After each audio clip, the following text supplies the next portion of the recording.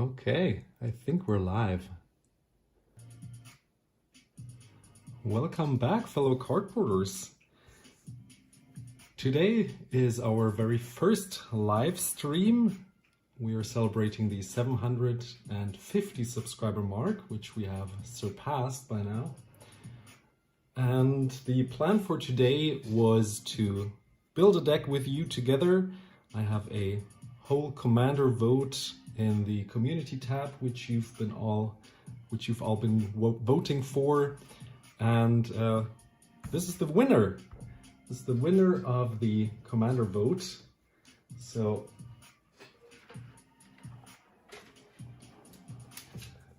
Orami is the one that won with 41% of you voting for her. So the bunny deck lost by I think 1 or 2 votes, and Orami will be the deck which we're gonna build together. If you have any ideas or suggestions for the deck while we're building, of course let me know in the channel, in the chat. And we're also gonna pick a giveaway winner later in the stream. But first of all, we're gonna focus on building the Pauper Orami of the Dead Tide deck. And I'm happy to see you all here in chat. And yeah, let's have a nice time together. So the pages I'm going to use, if you wanna look along with me, but also maybe you already have some ideas, is Scryfall. We have here Scryfall, which we're gonna put in some nice searches in, and we have equivalent for Pauper. If you didn't know this one, maybe you wanna check this out yourself if you're a Pauper player, Pauper Commander player. And there is also an Orami deck here, which we'll also use as some inspiration.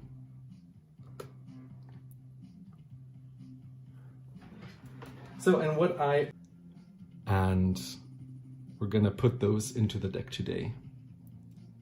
The idea of Infect I like, but I think there are not enough Pauper cards to go full Infect just with this commander, since many of the Pauper commanders that would enable Infect in a better way kind of also give, for example, some unblockability, what did we have as an option? The 4th option in the commander vote, the Tetsuko Umezawa, which also gives unblockability to all the Infect creatures. We can try some, but I would rather like to focus on some weird creatures. So let's first of all look at Orami. So for 3 mana, she's a 1/4 Merfolk Wizard, and you can tap her and exile cards equal to the number of opponents I have. So that's normally 3. And then I pick a creature in my graveyard and it gains Encore until end of turn. And the Encore costs are equal to its mana cost, so I still have to pay it. So we don't want to pick out the most expensive ones, or it has to have a very strong effect if we pick expensive ones. And Encore means you, exile the creature and pay for its mana cost, and for each opponent you get a token that's a copy of this creature, and it gains haste, and then we sacrifice it at the end step. So we can also make use of the fact that we have to sacrifice it later on. So we can attack, we have a second main phase, and we can still use it to sacrifice it and maybe get some die trigger off of that. So that's what I also want to use. And we have the Zubera here, which I have a foil 1 of. It's German, but the Zubera cycle was a very weird cycle back in Kamigawa. So for 2, it's a 1/2, and when this one dies, an opponent discards a card for each other Subera that was put into the graveyard this turn. So the idea here is if we copy it 3 times, they all die and see each other die, and we are able to have opponents discard up to 9 cards. And that can be quite devastating.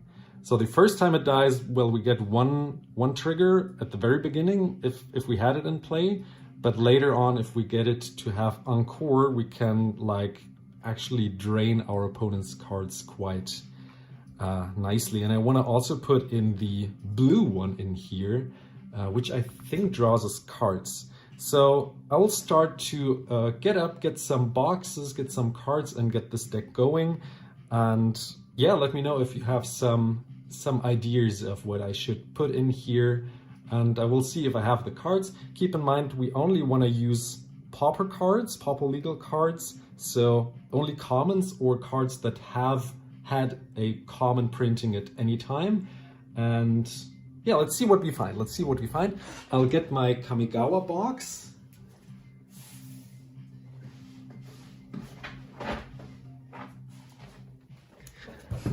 That's a old box. If you know this box, I think you're in Magic the Gathering. You've been in Magic the Gathering quite a while. I have it sorted by color and alphabetically. Not all my sets though, but this one I have. So that's white, and I don't know what the Subera's name is. So let's see. Hinder.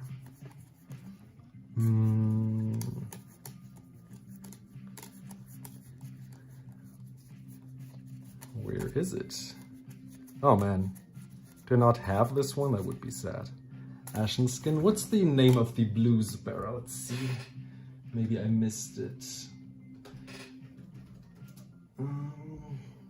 Floating Dream. Did I skip it? Floating Dream. Oh, there it is. I have one of them. Okay, so it's alphabetically ordered. Field, Hinder, and Floating Dream in between. Okay. So we have that one, and this one draws cards for each Subera that dies, so I can draw up to 9 cards in a turn if I reanimate this one for just 2 mana, so that's quite powerful in my eyes. I have to make some space here for the boxes on the side, so like this, I think.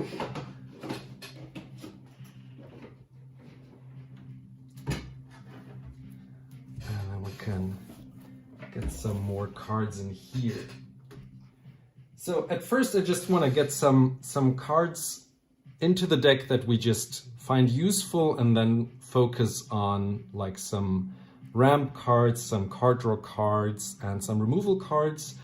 If we stumble upon some nice powerful card draw cards, of course we're going to put them in, and we're going to later count them towards the card draw cards. But at first, just let's get some cards going that we would put in here. So, and here I am referring and starting to look at the PDH Rec website, since I don't know all the cards. So, and for example, there's this Deranged Assistant from, I think, Innistrad, that allows us to mill a card and get a mana into our mana pool. And we want to play a whole bunch of mill as well. So we have to exile cards for each opponent that we have whenever we activate Arami. So our graveyard always has to be filled with cards. Let's see what Cosmic Seeds also suggested. Disturbed Burial, I don't know that one. Let's see. Scryfall. Ooh, buy back and return a creature. Interesting. Okay, so not sure, because maybe we put that in. Maybe we put that in because my idea is that we want to reanimate with Arami, but maybe there are some creatures that we actually want to play in between, and we can always get the Disturbed Burial back with buyback. So that sounds nice. That sounds useful. Let's get that. I have a Tempest box somewhere.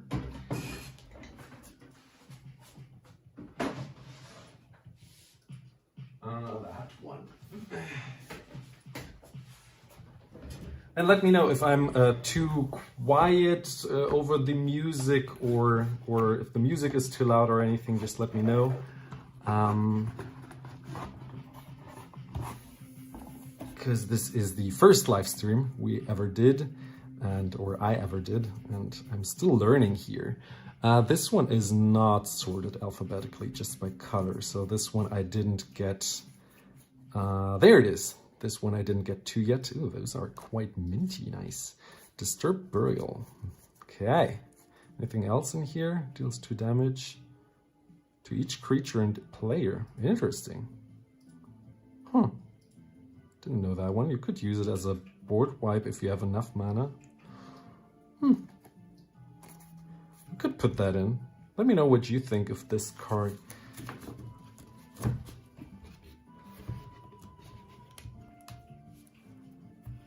Buried Alive.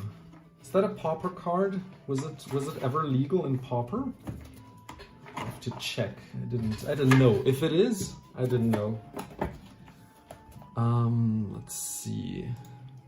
Buried Alive. Oh right, in Weatherlight. No, it wasn't uncommon in Weatherlight. Was it ever a common? I don't think so. Correct me if I'm wrong, but I don't think Buried Alive is legal in Pauper. No, it's not legal. Scryfall says it's not legal. So, sorry, can't use it. Would use it, but can't, sadly. I would also use Entomb if I could, but I can't. Okay, so what else? Anything else you told me? Before I look at what else you told me, I wanted to get the Deranged Assistant. I think I have a foil one somewhere. There it is already. I just opened the page and there it is. Here. Deranged Assistant. For some mill. Right. And Lab Rats, let's see. Wasn't that a Weatherlight card? Lab Rat. Rats. A Stronghold card. Oh, I think Stronghold is also in this box. Let's get this box back. Stronghold. This is one. Lab Rats, what do they do? Buyback, and I get a token. Why would we put that in? Just to have some stuff if we don't have anything to do? Because if I copy it with Arami, I don't have anything from it. Like I get 3/1. No, I can't. It's a sorcery. Can't even reanimate it. So this would be just to have some.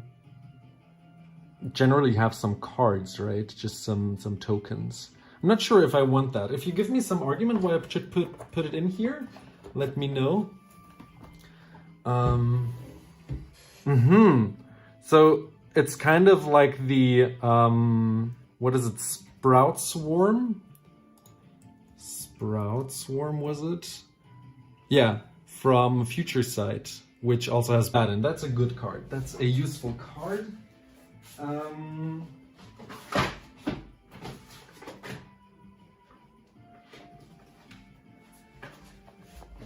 And I'm always open to arguments if you insist of putting Lab Rats in, I will. But up to now, I'm not convinced yet. Not convinced. This one is maybe sorted alphabetically. Looks like it. What was it? Exhume.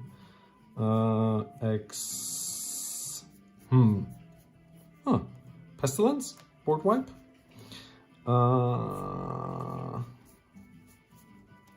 That one is also not a common. I don't think it's in here. Exhume. Where was it printed? Where else was it printed? I think I have a white border one in this box, maybe. Should we put this in? Some cycling land. I'll try to get English cards if I can, so that you can all read it, so I don't have to translate them all. There is an exhume. There is an exhume. So there was one. And I have a white border one as well in here. Very nice. Okay. Anything else? Flashback Marauder, probably. So we have some kind of board wipe kind of removal card. And if we reanimate Flashback Marauder, we get quite a bunch of triggers off of him. Let me check. Rewind, probably useful, yes. Oh, already found the flashback.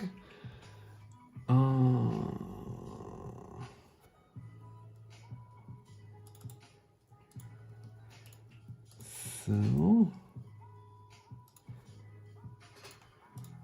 what else do we have? Obviously, we should put in a Muldrifter, right? We could draw so many cards out of that.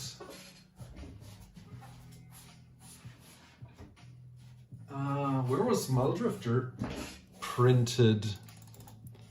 In Lorwyn, right? Muldrifter. Forgotten Realms. There's a secret lair. Let's see.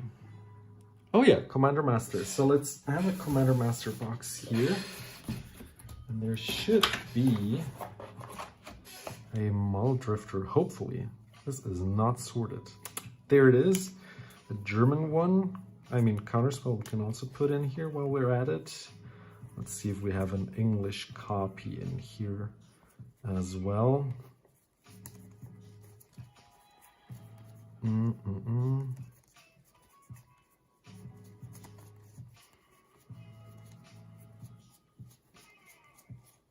Okay, doesn't seem that way.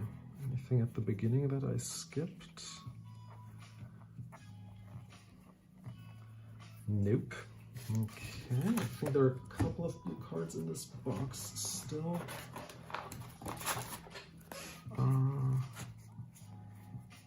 Nope. Okay, so Muldrifter draws 2 cards when it enters the battlefield, and it has Evoke for 3. And when it comes into play, it just dies, but you get the ETB from it. So for 3, we play it, we draw 2 cards, it dies, and then reanimate it with Arami. That is the idea behind it. Capsize. Wanna have me play Capsize?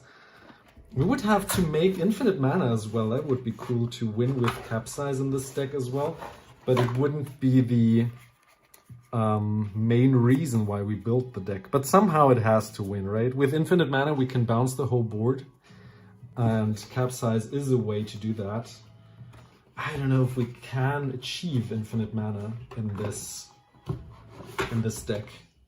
If you have a combo in Pauper, in blue and black, for infinite mana, let me know. Probably something with Ashnod's Altar. Yeah, well, we'll see. We shall see if someone comes up with something. Crypt Rats for board wipe. I don't know if I still have a Crypt Rats. Let's see.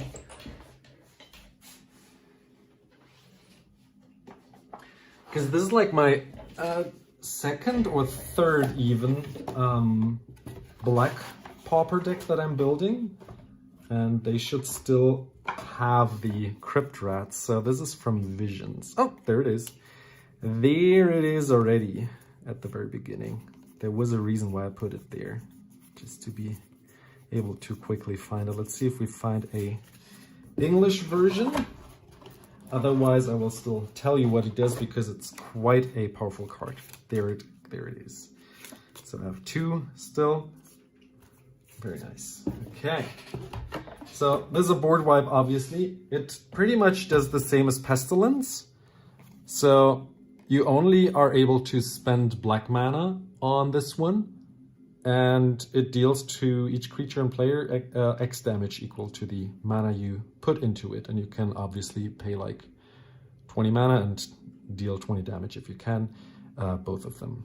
And this one dies, and this one dies if there's no creature. So this may be a little better, the Pestilence, than the Crypt Rats. But yeah, good nonetheless.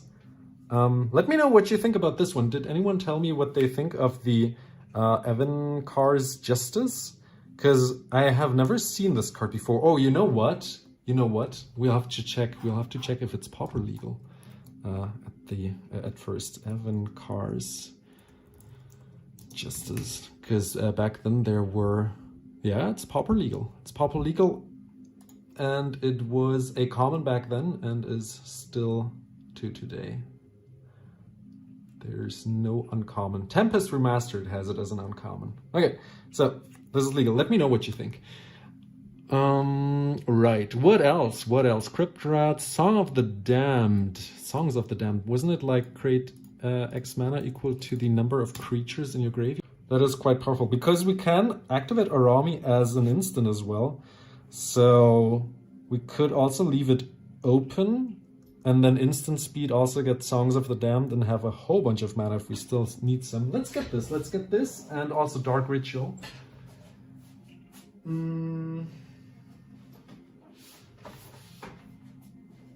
Is that Ice Age? That is Ice Age.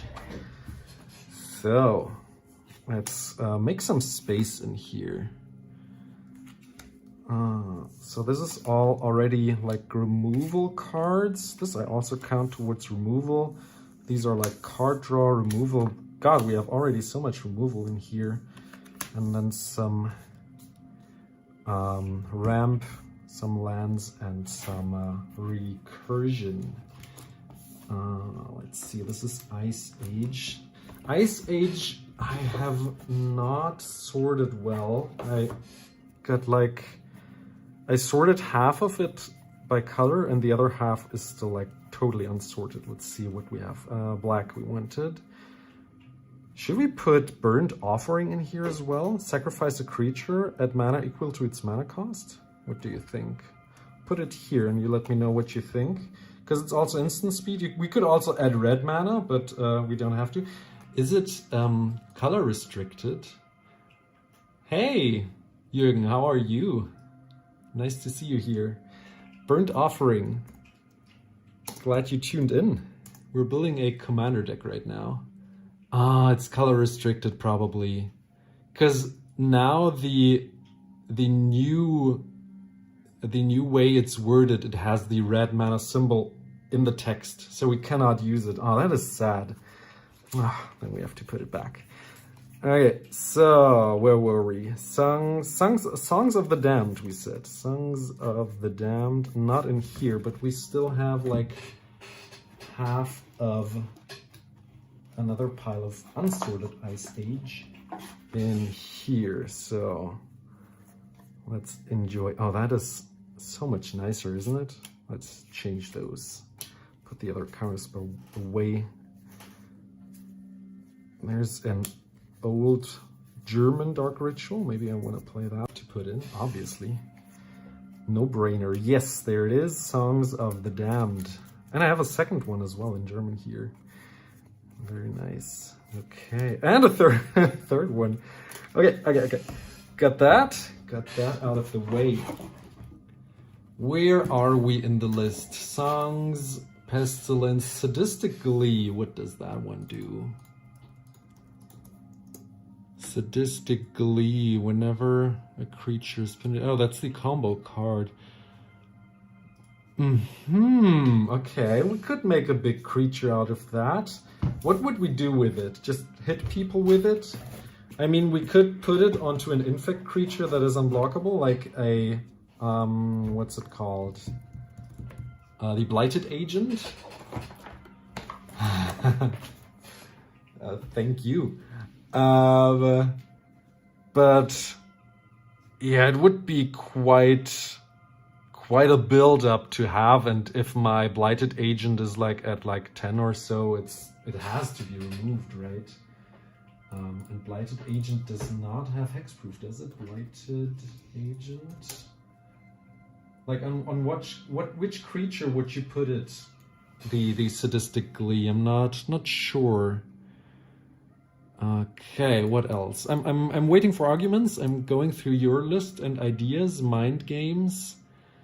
It doesn't untap, sadly. Mind games. It's a good buyback card, but I don't know where we would go with it. Also waiting for arguments. Demon's Disciple. Yeah, that's like a flashback Marauder again. It started in Zendikar Rising and is now a Pauper legal card. I should have it from Zendikar Rising.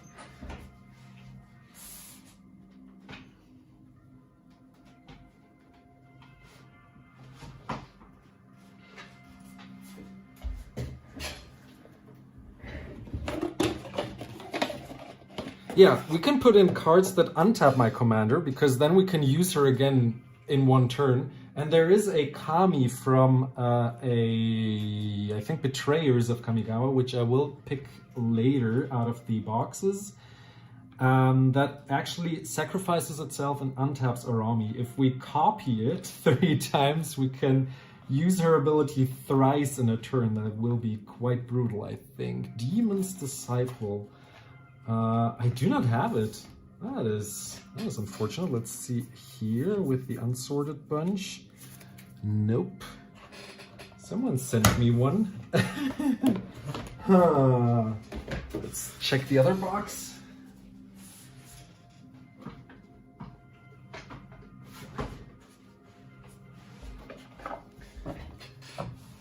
Because there was some leftover cards. Yeah, these I also haven't sorted. A whole bunch of lands, and then maybe in here. Nope. Maybe here. Let's check. These are not sorted, and maybe we're lucky. What are we looking for? Demon's Disciple.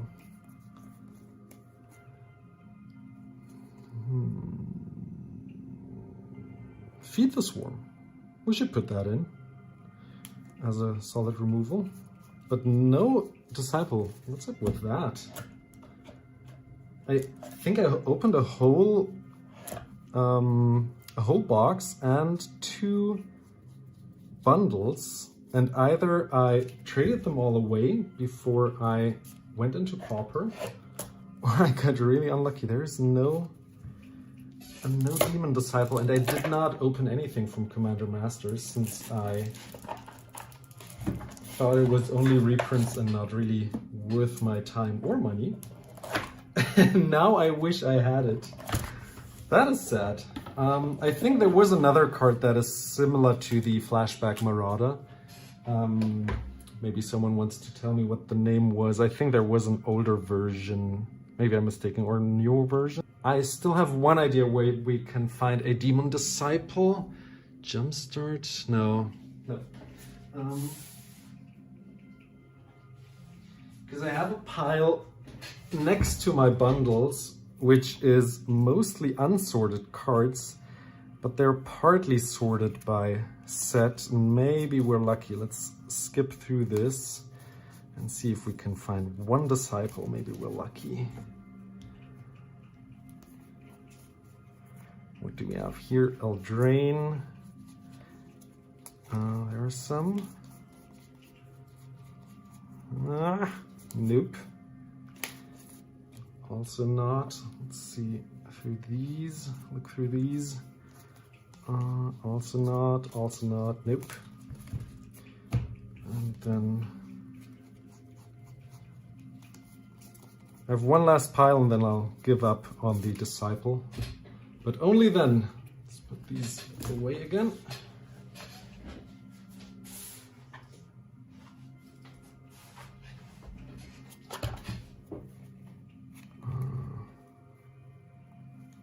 What do we have here? Dominaria, Strixhaven, Theros, Kaldheim. We should put in something like this, right? Probably. We're lucky! We are lucky! Demon's Disciple in the box. There we are. Okay. So, what else do we have? Snuff out, you say. snuffed out. I recently traded one away.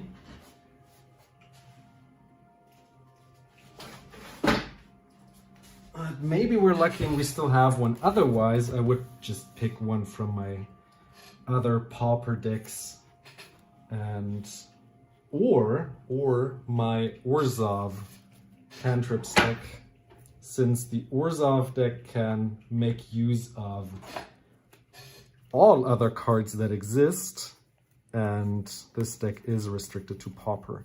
So let's go through the Mercadian Masks here. If you know any other cards that I should put in here. Oh, I think I know which card I also want to put in here. There's one good recursion card in here.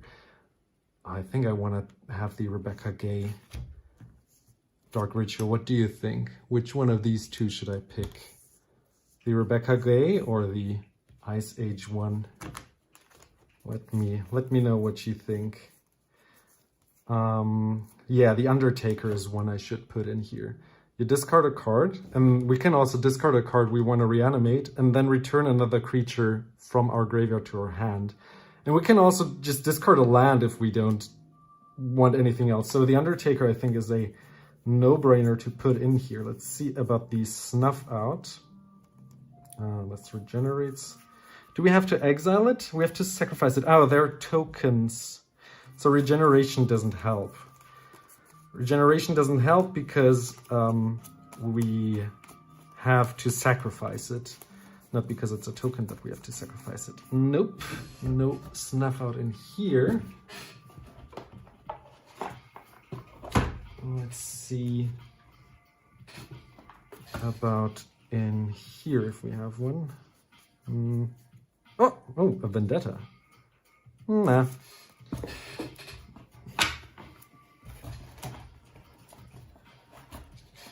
Which one do you like better, chat?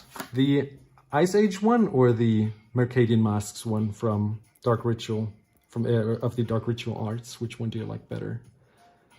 That one I will. The one you pick I will put in. This one also looks more Dimir, I think. But let me know which of these two I should pick. I will take the Snuff Out from my Orzhov cantrip stick.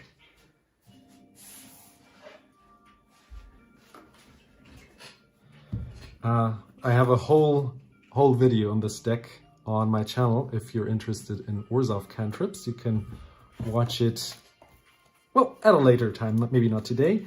Yeah, I think I put the Snuff Out at the very back, and there it is. I'll put it in here and put that one, Toxic Deluge, into the deck instead, which is such a solid board wipe and not a pauper card, and we have that fixed. So, what else do we have? Dread Return. Let's see. Dread Return, interesting. That is pauper legal now. I don't know if I have one. I think I looked for one for someone who wanted to trade with me, and I couldn't find one. I have a foil one though.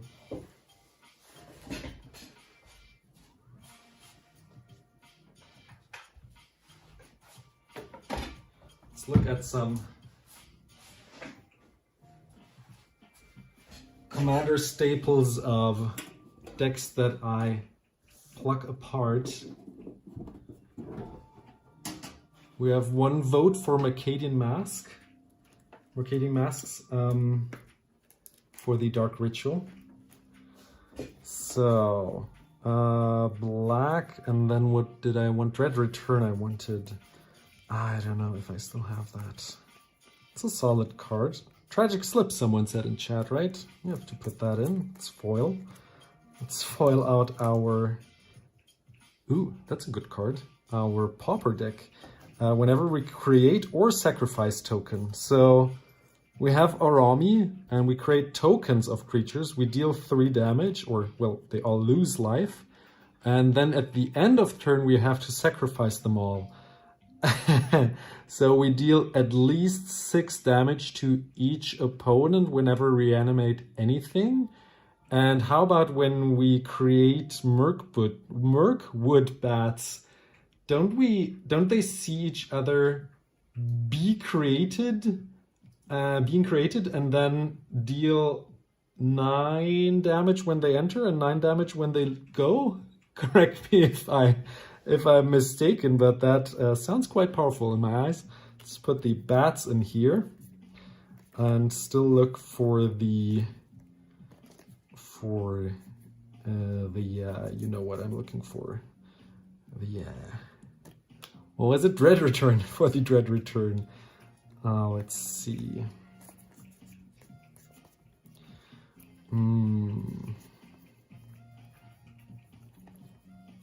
Nope, not in here. Not in here either.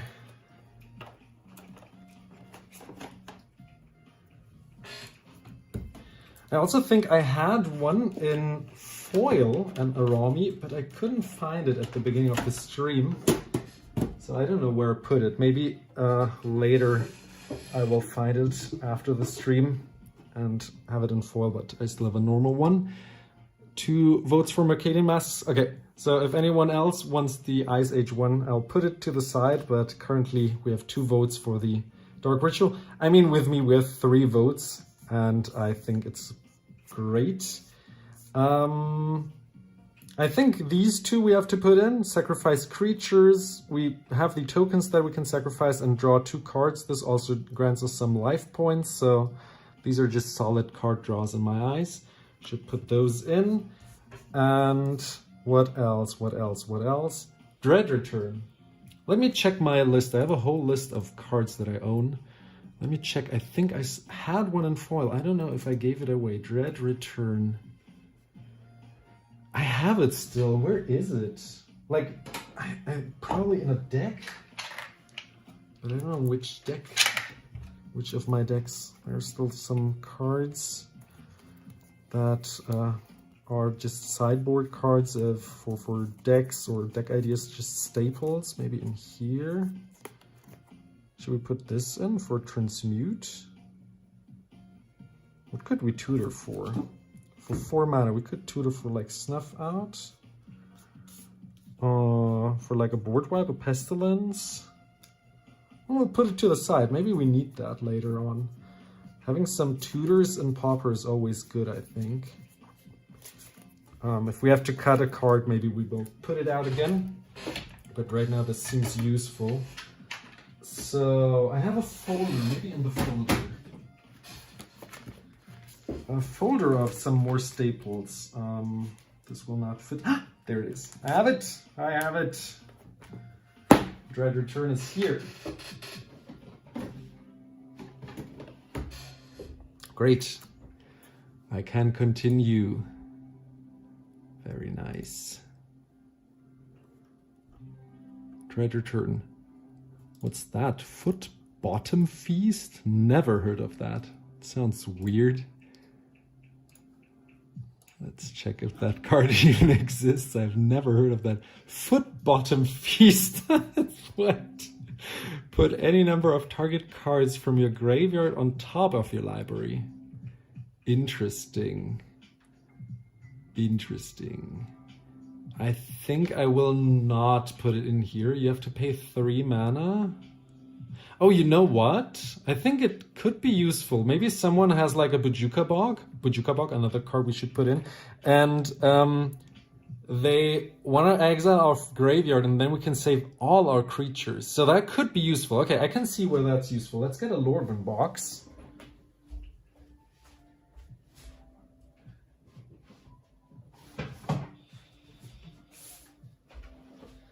Good old Lorwyn box with the giant here. Let's see, Foot Bottom. What a silly name. Foot Bottom, Eye Blight. Let's see, Fodder, Foot Bottom. There it is. There it is. Sorting your cards helps finding your cards. So, that one, I don't know. We'll sort it in a sec. Baleful Strix. I think Baleful Strix is not pauper legal. Baleful Strix.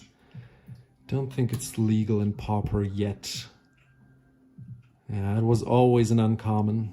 Yeah, I would put it in here, obviously. It's great. Would draw a bunch of cards.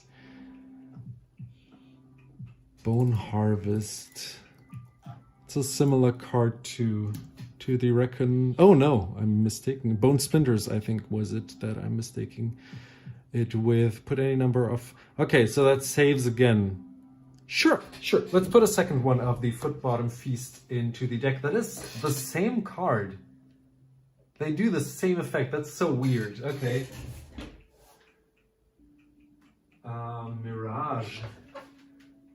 Oh yeah, Mirage is in the Visions, with the Visions cards. So let's get the Mirage cards here, and we need black.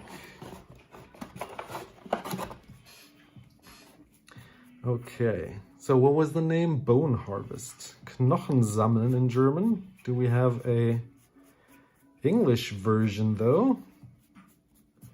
Otherwise, we'll pick that one. Let's see for a sec if there's also an English version. Still unsorted. Drain Life. Infernal. Doesn't. Nope. We'll have to pick a German one. So. Here. The German one. It does exactly the same as the Foot. What was it? Foot Bottom Feast card. These two do the same. They cost the same. They're both instants. And they all draw a card. Oh no, there's one tiny difference. The card draw is at the beginning of your upkeep. Okay, so that's the tiny difference here. You like the German version? Okay, let's keep that. Knochen sammeln. Forever Young, what did that do? And it also does the same. Put any number. It's 1 mana cheaper. Interesting. Oh, but it's sorcery speed. Okay, so this one we would use when? Like, just for funsies? If our graveyard is nearing the end and we want to save our deck. If our deck is nearing the end and we want to save our deck. When would we play Forever Young? I'm not convinced yet about that one. Grave Purge. That is instant speed and also does the same card. Okay. I'm wondering how many of these effects I want in this deck. Because we want to fill our graveyard. And I can see having 2, but like 3 copies already feels like too many. But if you give me some good arguments why I would need even more, let me know. Accursed Marauder. Yes, that one we need.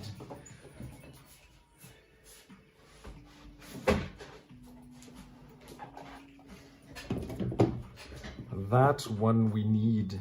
Modern Horizons 3. I might even have a foil one. Let's check. These are all the cards I opened and also traded for. From the set enters. That sounds also good. Refurbished Familia. Maybe I put the foil one into another deck already. Yeah, but I should still have a normal one probably. Buried Alive, sad. It's a uncommon. This one has Flashback. Let's put that in. That's good. Oh, there it is. There is an Accursed Marauder. Very nice. Okay, I liked Modern Horizons 3. It's was a good set. A good set with good staples. Mirkwood Bats, Undertaker. Okay. Soul Changeling. Let's see. Which decks do you enjoy playing Cosmic Seeds for Pauper? Pay to life, regenerate enchanted creature. Okay, we put that on my commander, right? That sounds very useful. Let's get that as well from channeling. Let's see. The Seelenkanal I have.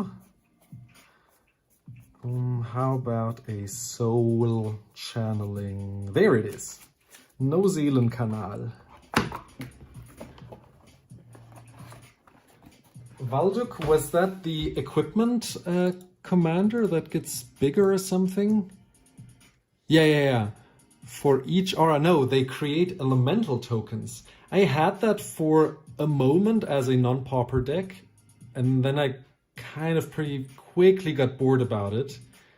But I can imagine it being still quite powerful in pauper and then being interesting again. So yeah, that sounds like a fun deck. And you know what? Yeah, it was an uncommon at the beginning. I thought it was a rare at the beginning, and that's why I didn't build a pauper deck. But I think I wasn't into pauper at the beginning. Really nice. Yeah, I imagine it to be quite brutal. Mercadian Mass, where are we? Tragic Slip, Bujuka Bog. Yeah, we should put that in. Yeah. You are correct. We should put all of these in here. Bujuka Bog. Oof, where can I find one of these in my collection? Probably in this really old aluminum box. Let's see. These are all my picked apart decks. Maybe viewers of the channel will recognize some of the dead decks in the throughout these cards, but there are also like some traded cards in here. So don't worry if you are too worried about a deck being picked apart. Maybe it's just one or two cards that are picked from it, or just some traded cards. Ash Barrens, should we put that in? I think that's a useful card, and I think it was a common at the beginning. Oh yeah, Ash Barrens is what Die Banane im Wolfspelz also said. There are some artifacts. These are lands. Nope. Still looking for Bujuka Bog though. This we can put in. Wayfarer's Bauble while we're at it. No Bujuka Bog. Where are all my Bujuka Bogs? I think I have too many black decks. They're all in there. But I still might get lucky and have it in another box. I have too many boxes of cards. There's like this box as well, and I think it might be in here. These I kind of sorted. Unearth. We could put Unearth in here, right? Springleaf Drum? No, I don't think. Oh, maybe. Maybe a Springleaf Drum. Maybe Springleaf Drum while we're at it. Demir's Signet. We can just put some staples out now while we're at it already. So Bujuka Bog. Stripmine is an uncommon. Baleful Strix. Thought Scour. I think it does too few for what we want our deck to do. Fellwar Stone, always a staple.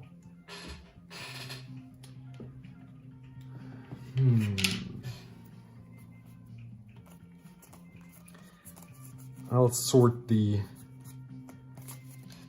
cards on the playmat in a moment, so we have some more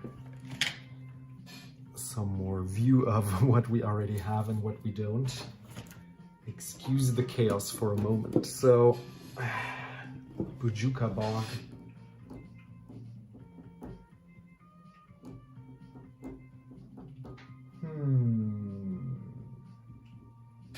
Could look into the World Wake box. Where was it reprinted? Maybe Bujuka Bog. Bujuka. Mystery Booster, Bloomborough Commander. I had many reprints throughout the last sets. You know what? Let's not get hung up here and just pick it out of this deck. And I will remind myself that I pluck it out of here so we don't lose time, precious time, just me looking through cards, you know. I mean, while we're at it, could just start plucking out some more cards of this. I will replace them later. I'm not planning on plucking out apart the whole Orzhov Cantrips deck yet, since I'm still having fun. Ooh, that's a nice expedition map. Let's put this in here, right? And there's the Bujuka Bog. Arcane Signet we should also put in while we can. Fellmore Stone we already have. The Spellbomb we could put in, right? Deadly Dispute. There are many cards in this deck that are actually quite useful. So let's put those 4 as well in here, and let's sort what we have. Just a moment. So we have some lands here. And some more lands. And then we have, can you see that still? Here. Then we have some ramp. I always put, like, as a rule of thumb, I always put like 10 cards that ramp me into a deck, and then depending on what my deck wants to do, I will put in more or less. This is also ramp, and the songs, where's the Songs of the Damned? There it is. This also ramps. And I think this deck will have quite a bunch of card draw and removal already. Let's check for this. So we have card draw here. This also ramps. Then we have removal, removal. Those don't do anything in these categories. Not really. I guess this counts as removal, right? This doesn't do anything. This removes. This draws. Draws. This removes. This removes. This removes. This removes. We have a whole bunch of removal. I don't think we have to focus on putting in more removal, since there's also like a whole bunch of board wipes in this deck already. And we should think about putting in some ways to make a stupid amount of mana. This also removes, and this also removes. Okay, so this has some order now. Okay, can work with that. Okay, let's continue. What else did you write? What else did you write? Okay, Spellbomb you like. Okay. Let's continue with the list. Barrenmore, we have Witch's Cottage. Yes, we should put that in.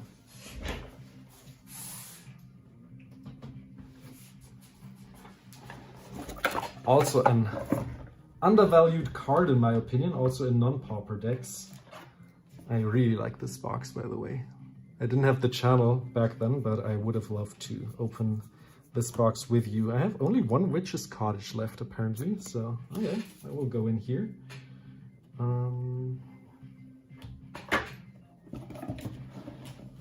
I probably have some more somewhere unsorted. What else? Mortuary Mire, what was that? I remember the name, but not the effect.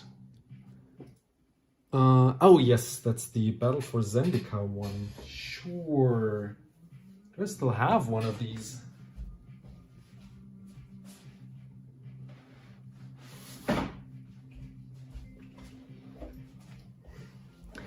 Let's see, the Battle for Zendikar box. So this one is sorted. I opened so many boxes of Battle for Zendikar. Together with my cousin, we bought like 4 of these. Is this a common card yet? And we opened 0 expeditions. Oh, that was so sad. That was so sad. 4 boxes and no, not a single one. There it is, a German one. Totenschlamm. Okay. Not a single expedition. So don't gamble, kids. Don't gamble. buy the cards you like. And if you like a expedition, just buy the expedition if you have the funds. Zulaport. The Zulaport. Is this a pauper card?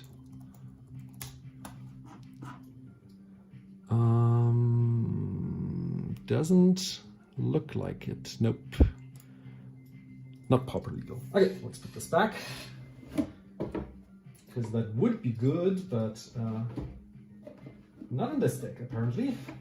Because we're not allowed to put it into a pauper one. Remote Isle. That was the Onslaught blue cycling land, right? Yes. Got that somewhere. The deck is slowly taking shape. Remote Isle. Some Onslaught. This is around the time where I started. I think a little further up. Here it is. Remote Isle. Lonely Samba. Oh, Remote Isle is the Urza Saga one. Okay, but Lonely Samba we also put in here, obviously. And while we're at it, let's put back a Barrenmoor to my Onslaught, my Orzhov cantrip deck, where I stole it from. So I don't have to pick it out again later on. So, really nice. Remote Isle. Urza Saga we already had, right? I think. Yeah. There's the box. Remote Isle. So back to the lands. Let's check if we have any Remote Isle left. There is the Polluted Mire. I'm not sure if we stole that one from the other deck. I don't think so. Oh, nope. No Remote Isle. Uh-oh. Is there a Remote Isle here? Smoldering. Oh. All in the Dandan deck, in the blue one. But it was reprinted in which sets? Let's check. Beatdown. Commander 14. Or 20. Maybe I have the 14 one.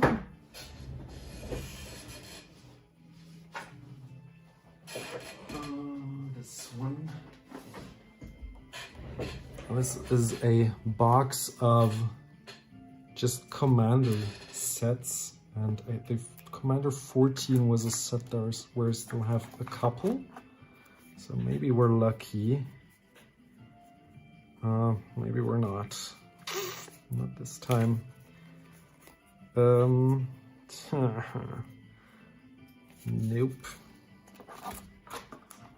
Remote Isle. C20 was another one. C20. 17.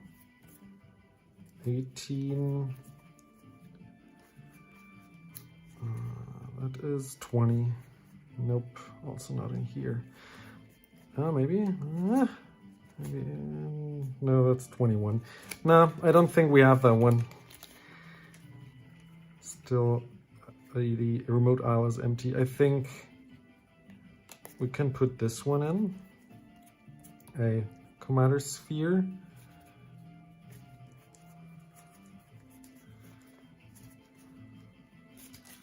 Because it looks cool in like purple and kind of fits to the blue and black deck color of the deck. So that's a normal Commander Sphere if you don't know the artwork. Good. And then where are we? Ash Baron's Terramorphic Expanse, all cycling lands, Haunted Fengraf. Let's see.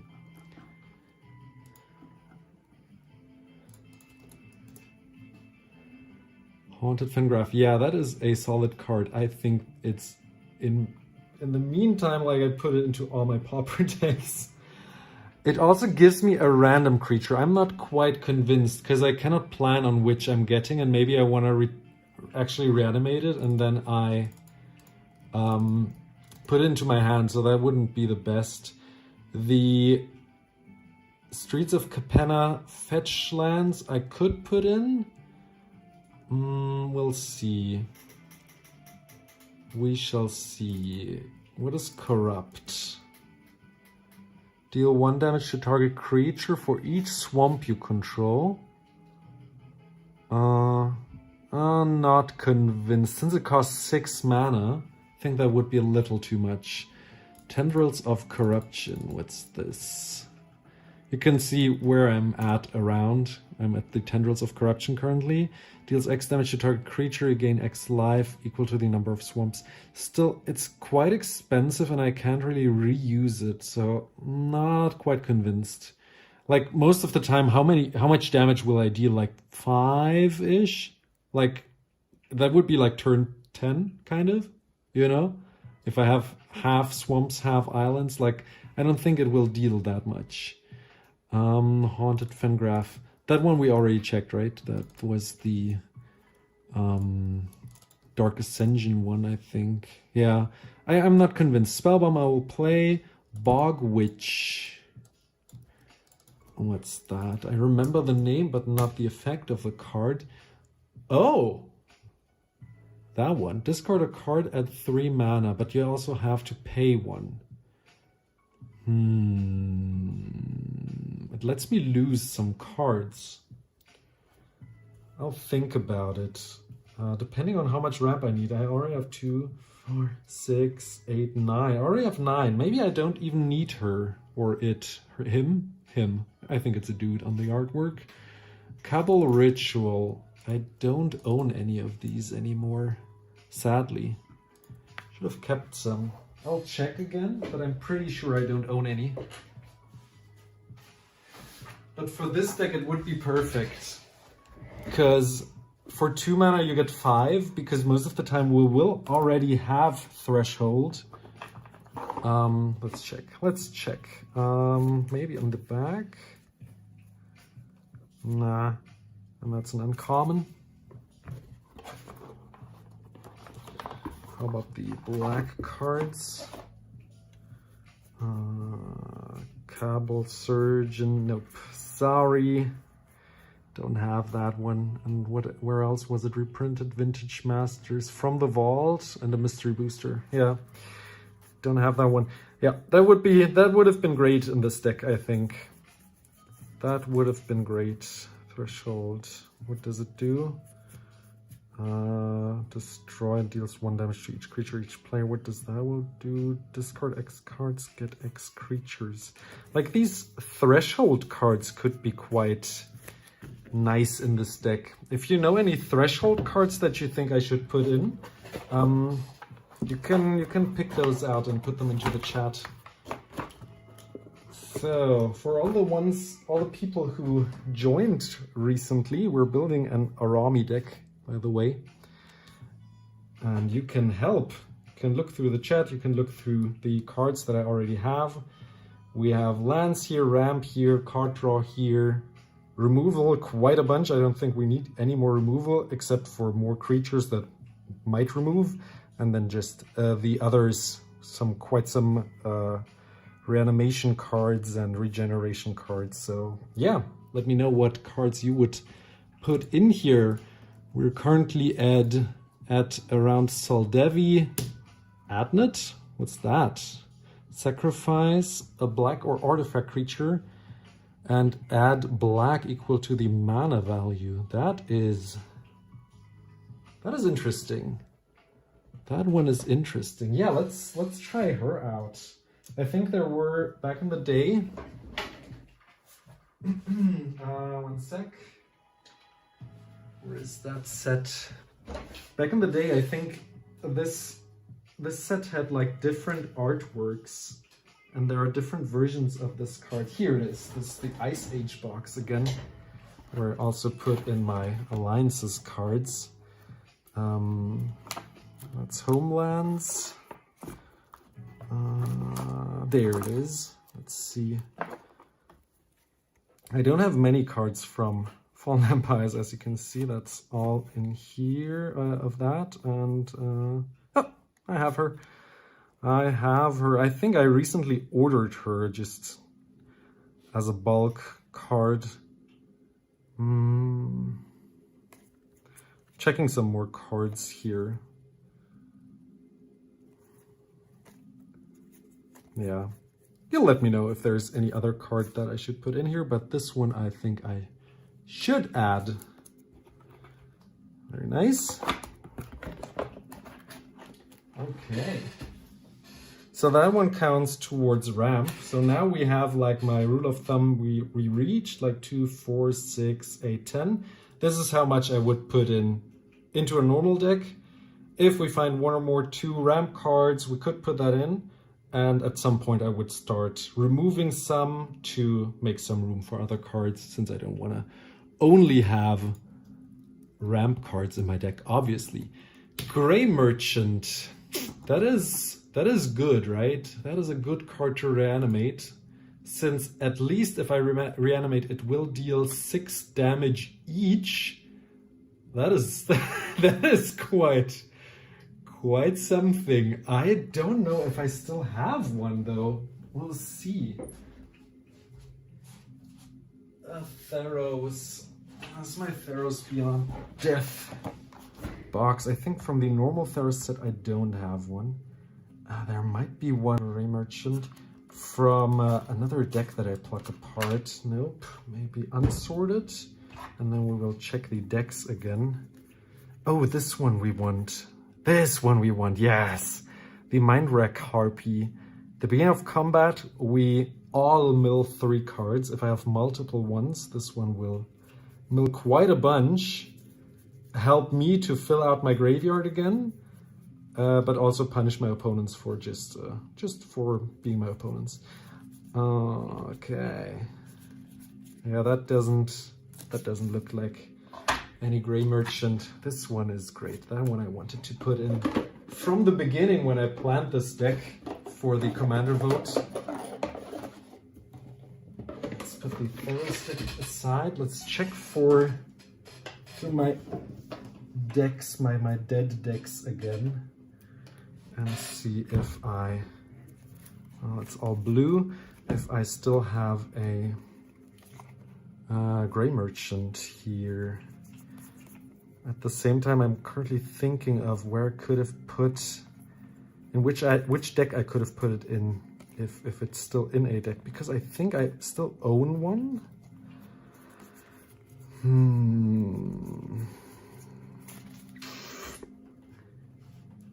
I hope I still own one.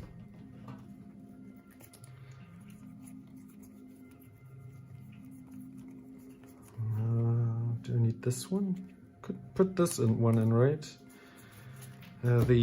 What's it in English? Oops, don't want to mix up the cards here. Forgot what its name is. At the beginning of no. Whenever you sacrifice, you can scry one. Forgot what the English name is. We could put that in. We could sacrifice the creatures that we would sacrifice anyways with Arami at the end of turn, and just scry through my deck a little. This one we can put here. Let's check for the Gray Merchant.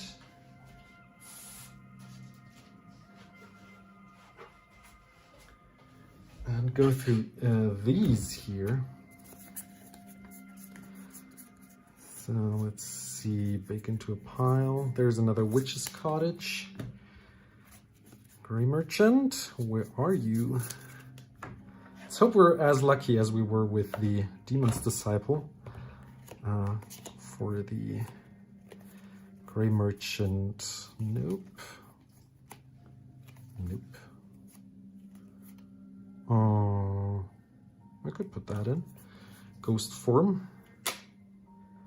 We can take control over an opponent's creature with that. Maybe we want to put that in. Costly Plunder we could put in as well. That one is not a common, right? The Chupacabra. That one is probably not a common yet. Do we have a Gary? We have a Gary! We're lucky today. We found Gary. It was hidden in this box. Hidden Gary. This box is too full.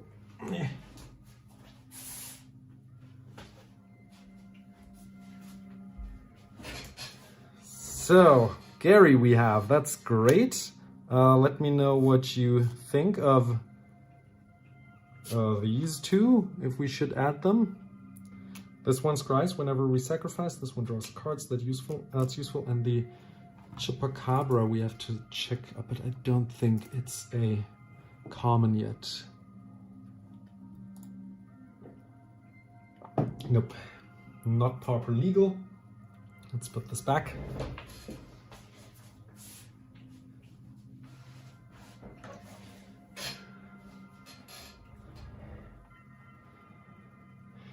Yeah, in regards to the Haunted Fengraph, I also like it, but I also want the deck to run smoothly.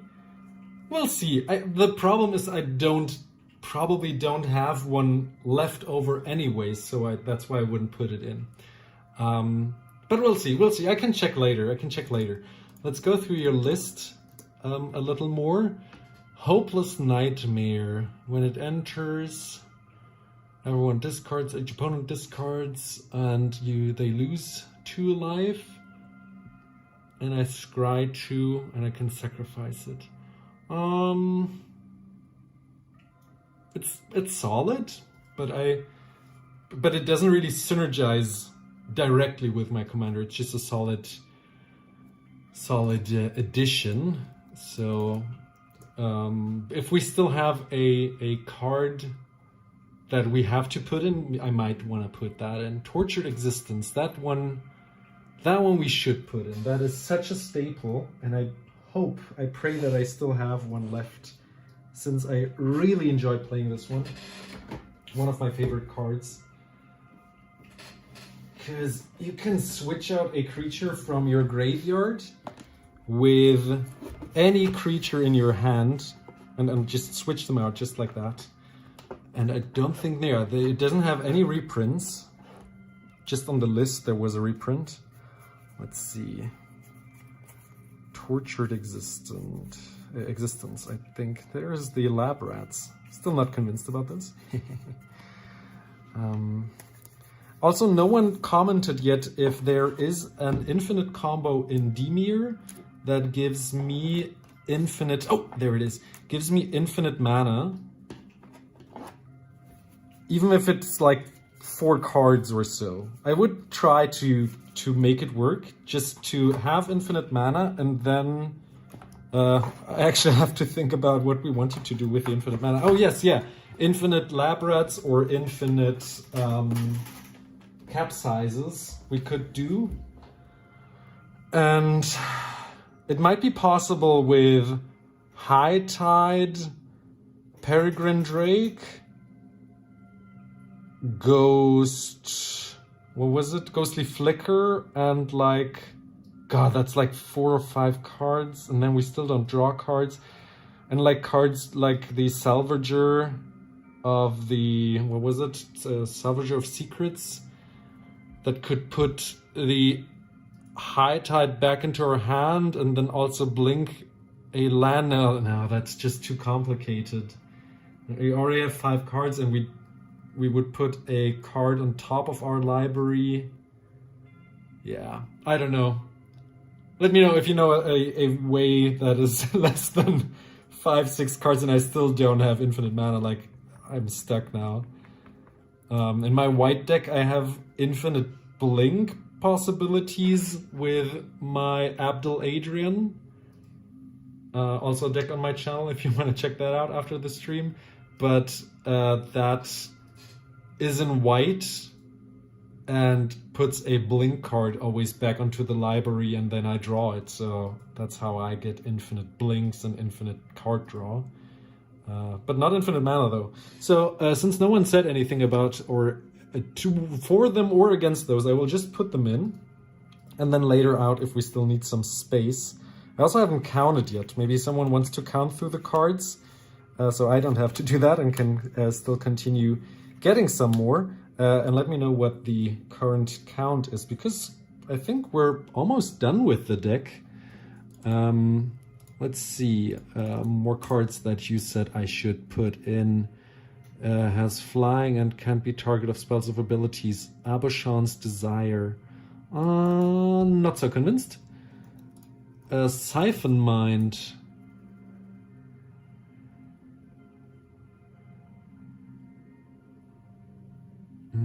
What do you mean? Like read up one? Read up one what?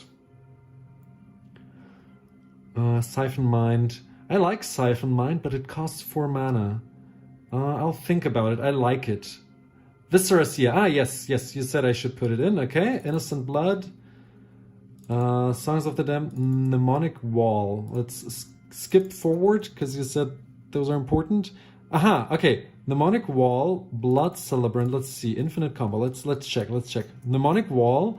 Blood Celebrant. Not sure about that. Why? And then Cavern Harpy. 55 cards already, okay. Cavern, probably. Cavern Harpy, no. Cavern.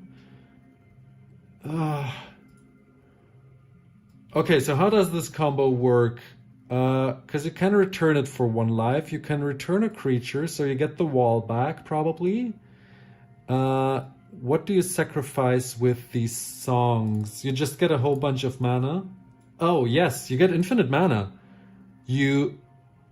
Oh, I like that. Why do you need the Celebrant though? Let me check that again. You get 1 mana by spending 1 mana. So that one doesn't give you any additional mana now, does it?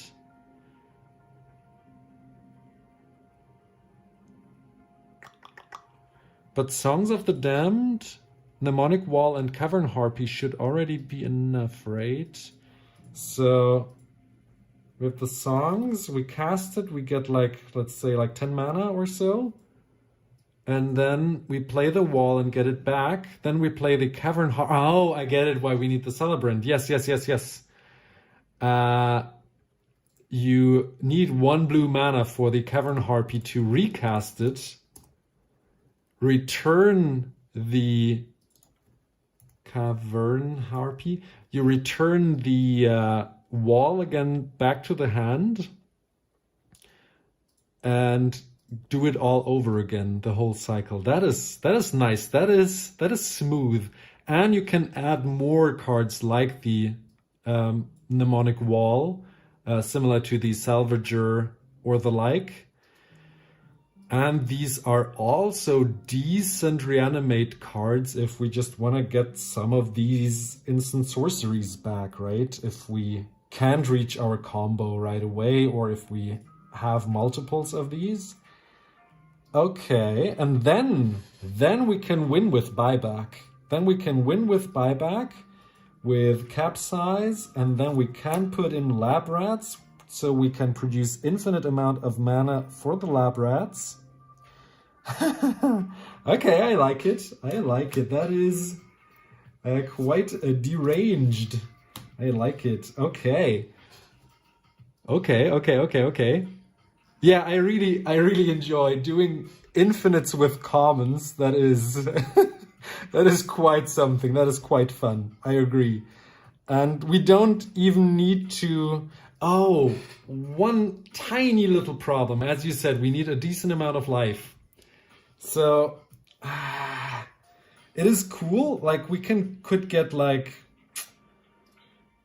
How much mana can we produce? With Songs of the Damned, if we have like 10 creatures in our graveyard, each cycle of 2 life points would give us 10 mana. Is that enough to win, you know? Capsize has the problem that we don't have infinite blue mana, so we also have to pay more blue mana. No, more life points to get more blue mana. So that would be 4 life per cycle of... Let's say returning 2 creatures or 2 permanents. I think that won't win though. And with the lab rats, let's say we could have like... How many rats can we produce? Like 2 rats per cycle without producing extra blue mana per 2 life? So that's like 2 rats per cycle, per 2 life. Let's say we do that like 10 times, we have 20 rats. That doesn't win the game though. That doesn't win the game. We need more life points. Oh, that's sad. It's a cool infinite combo, but it's not exactly infinite.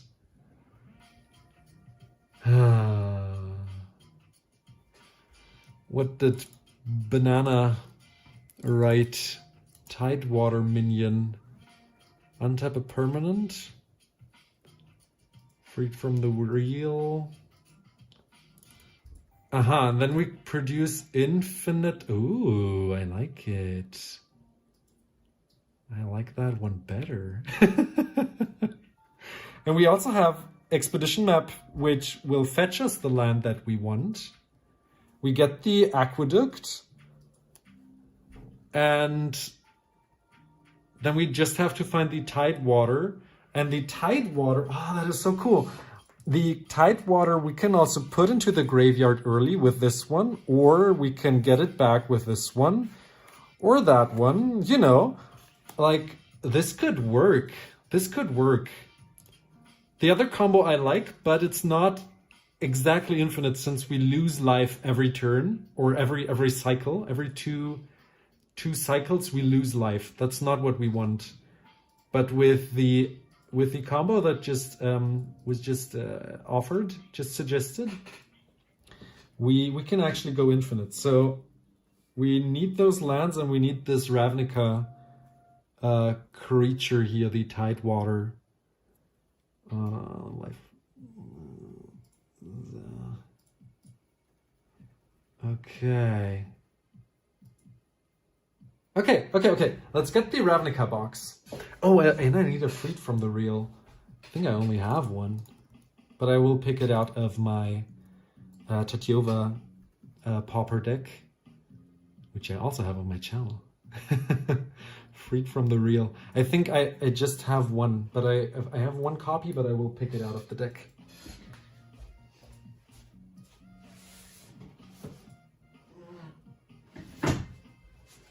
So, first of all, Ravnica. Ravnica, what is the name? Tidewater. There it is. Tidewater minion. Nice. Oh, that is so cool. And then we can put in the lab rats that Cosmic Seeds wanted, if I'm not mistaken. Because then we can create infinite amounts of rats, which we can attack with a turn later. So, Dimir Aqueduct. Let's check where that is.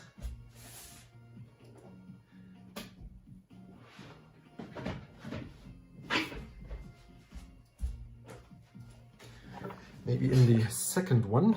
Yeah, that's where the non-basics and multicolors are. Dimir. There it is. Okay, I like it.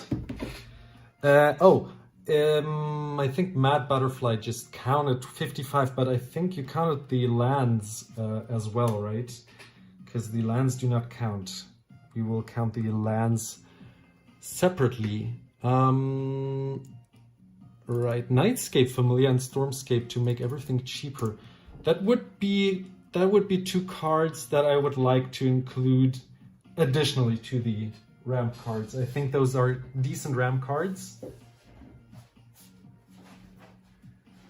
And they can also be copied multiple times if I wanted to in a turn, if they actually died, to reduce my costs by 3 actually, so that could be nice. Let's see. Stormscape was the first one. There it is. This was about the set where I started playing Magic the Gathering, by the way. The Plane Shift. These are all German. Okay, so let's pick a German one that is in nice condition. This one reduces blue spells and red spells as well by 1, not relevant for us. The blue spells by 1 reduced is what's relevant, and it can regenerate for 2 mana. So this one will even stick around after a board wipe. Yeah, no English copy. So either this deck wins by creating, where was that? Removal here. By creating an infinite amount of mana and then creating infinite amount of tokens, or capsizing infinitely, or by just like big creatures that just draw half of my library, 9 cards, or 6 cards with this one, or just empties my opponent's hand with the Subera here. So these are really nice. These are really nice. Did I forget anything? Did I want anything else? What did I want? I think I wanted something. Oh yeah, the Freed from the Real.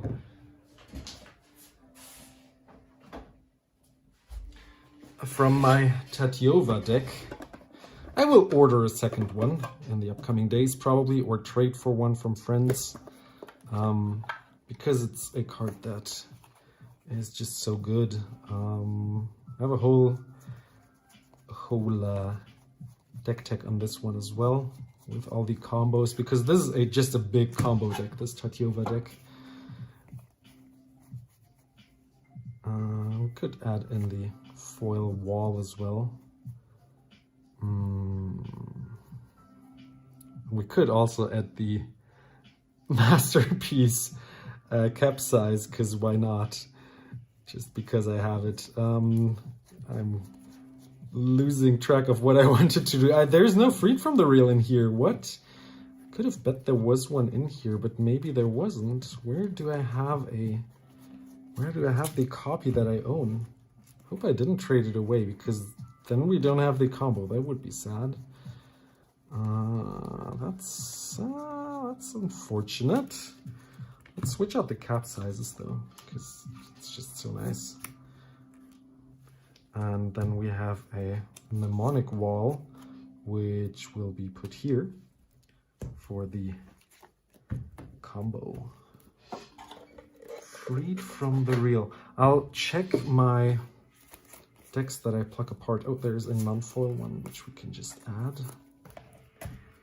Okay. Put those to the side.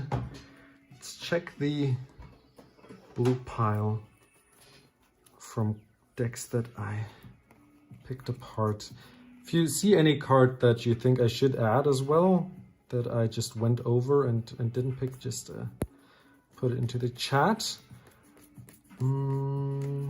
But I'm currently looking for the Freed. Where do I have that? Where did I put it?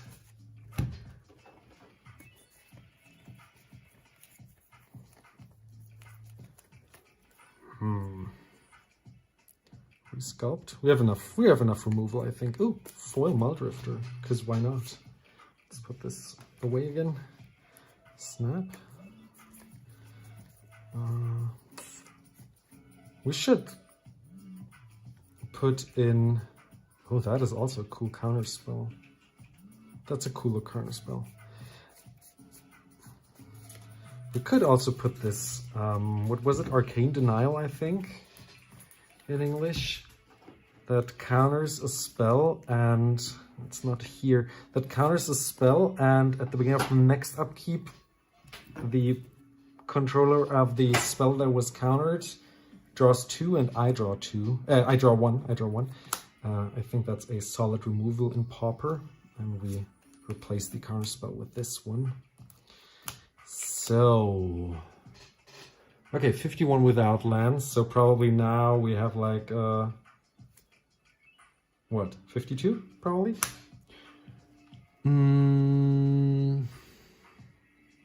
Freed from the Real. Let me check a sec. What other decks do I have where this one could be in?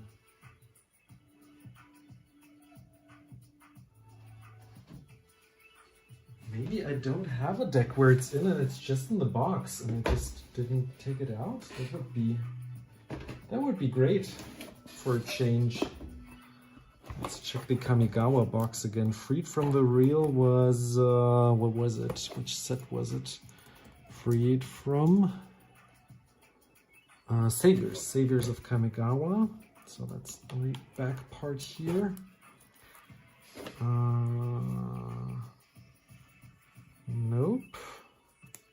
Oh, there was a Kami that I also wanted to add that untaps, but I think it was in the Betrayers. Oh, that is sad. No freed from the real.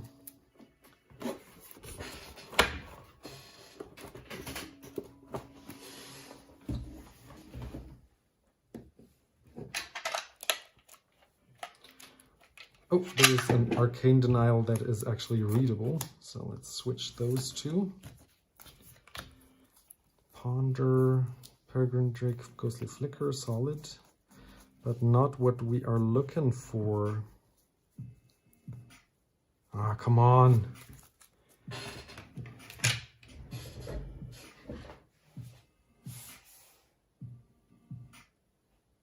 There's one chance. I think then I will give up. I will mention it in the video then that I would have put in Freed from the Real if I actually don't own it. Maybe I actually traded it away, my very last copy. Because I always want to keep at least one copy of each card if I can. If it's not like a very expensive card where I think it would be reprinted any moment. People, I think today with you, this is the lucky day. Like every card we wanna have, we have. Someone said Haunted Fangraph. Here's Haunted Fangraph. Let's put the silly card in. Wow. Okay. I didn't think we still have this card. I already gave up in my mind. Like it was like an 825 in the set that this card would not be in here, but it was actually, so. Wow, cool. Okay, so we have the infinite combo. We found that. So these three win infinitely? Do they? But we still need some blue mana. Am I missing something? We still need blue mana, right?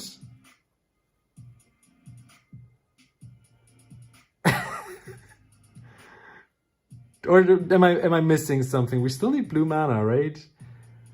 It's not infinite.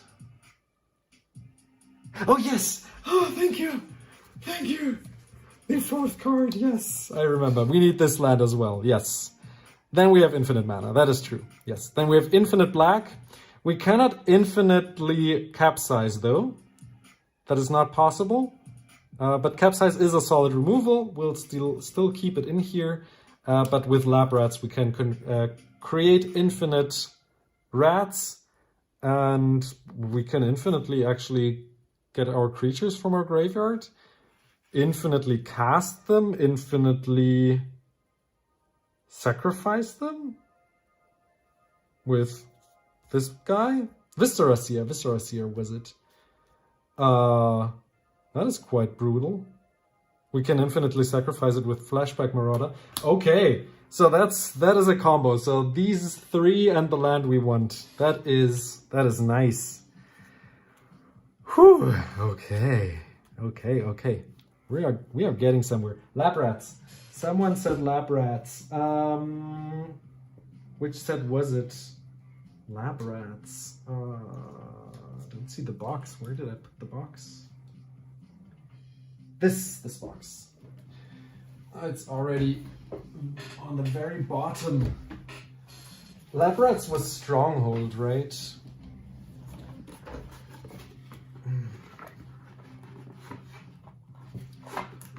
Lab rats.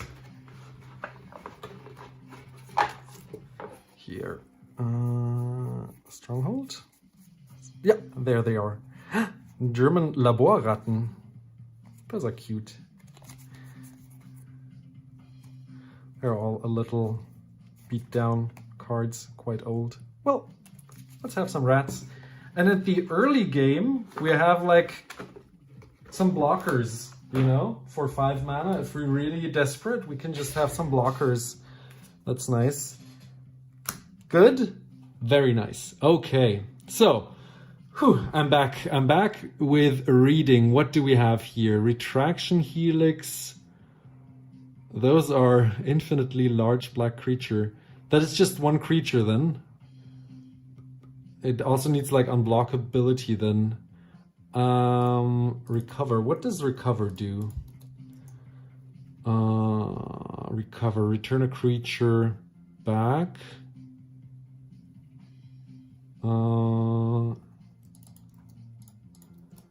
And the Archaeomancer. Yeah, that one gives a card back as well. Infinite golem tokens. That sounds nice. But there are so many cards. Golem Foundry, is that a common? Oh, was it from Scars of Mirrodin, right? Whenever you cast an artifact spell, until end of turn, target creature gains return something to hand, and banishing Knack does the same. Battered Golem. Whenever artifact, untap it. Jesus, that's a long combo. And then, and then you put the Retraction Helix on a creature. No, you put it on the Battered Golem. Return an Ornithopter, and then play the Ornithopter. Untap the Golem. Tap the Golem. Return the Thopter, play the Thopter. That is funny. Then you have infinite golems. That is funny. We could do that.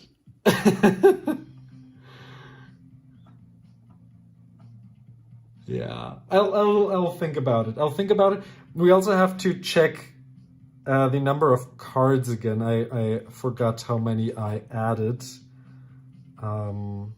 I think this one, maybe these two or so. Maybe we're like at 53 or so. Goal would be to be at like something between like 65 to 70. I wouldn't put in more than 30 lands probably, since we're probably playing a very cheap deck in regards to mana costs. So I don't need that much mana, but we'll see. We'll see. Pharesis? I don't know how it's pronounced. Infect to creature. But which one? I'm not convinced about that. Retraction Helix, Sapphire Scribe. What does that do? Untaps. So this one also untaps for non-creature spells. Spider Silk Net. Why would you add that? It costs 0 mana. Okay. Elusive Spell Fist.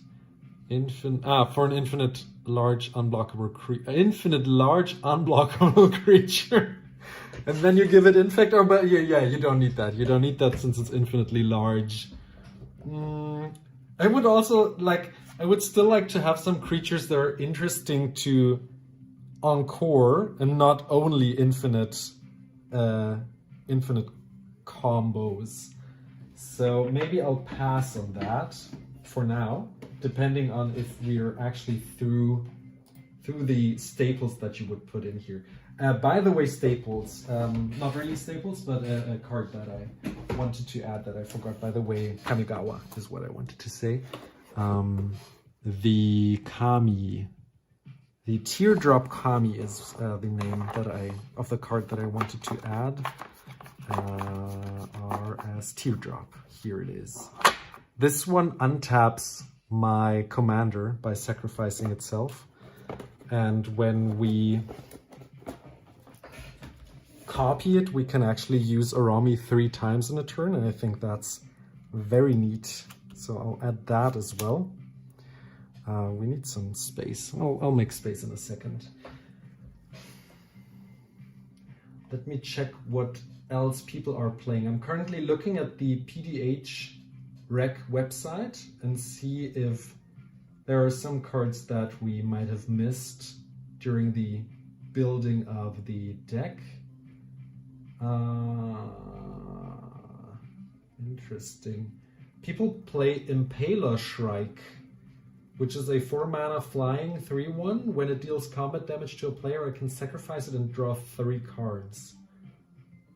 So maybe that one is a great card draw card. And we still need some card draw. So we have 2, 4, 6, 7. So I would like some card draw cards. Yeah, Mystic Sanctuary is a card that I also thought I could make an infinite combo with, but still it's a solid card to just have in the deck. Let's put that in and let's get some card draw suggestions from you in the chat. Maybe some of you have some ideas what we could add as well. Mystic Sanctuary. I need Eldraine for that. Have that already. Let's see if there are still some. Oh, no, not here, but probably in the back of the box. Probably. If not, I'm quite sure that I still have enough, because I have, yeah, there are enough. All German here. An English one, Mystic Sanctuary. Very nice. And then card draw cards. Impaler Shrike. I think I will put that in. I think I will get that.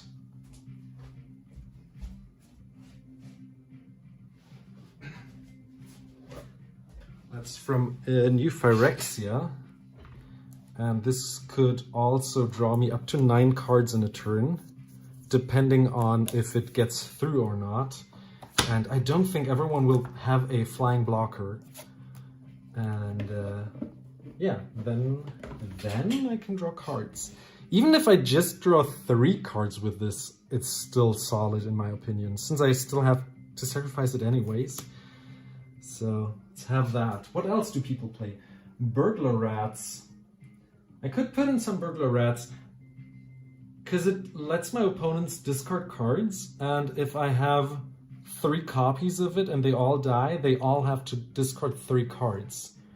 So that should be a thing in the deck. Burglar Rats. Guilds of Ravnica.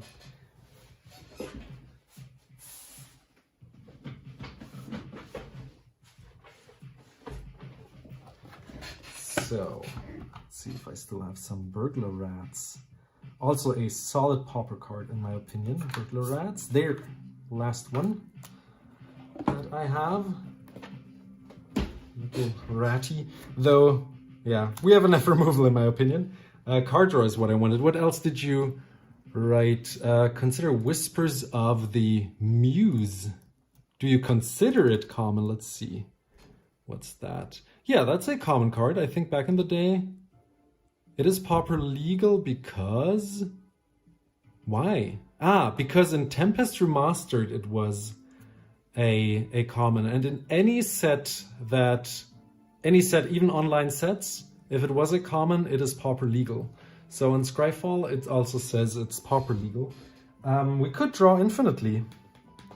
And even if we don't, for 6 mana, we can just simply draw a card if we want to. So why not? Why not add that? Tempest. Where's the box with Tempest cards? Down here again. There's a big pile of boxes off screen of all the boxes that we already used. So I don't always have to put them back again. I will put them back at the very end. So I can always access them right away again. Nope, that's just the beginning of blue or the end. Let's see. Oh, sorry for bumping.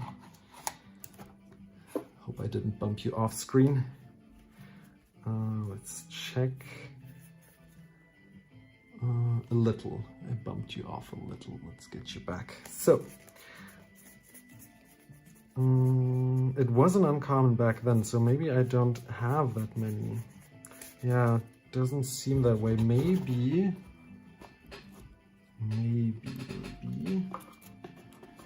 in here.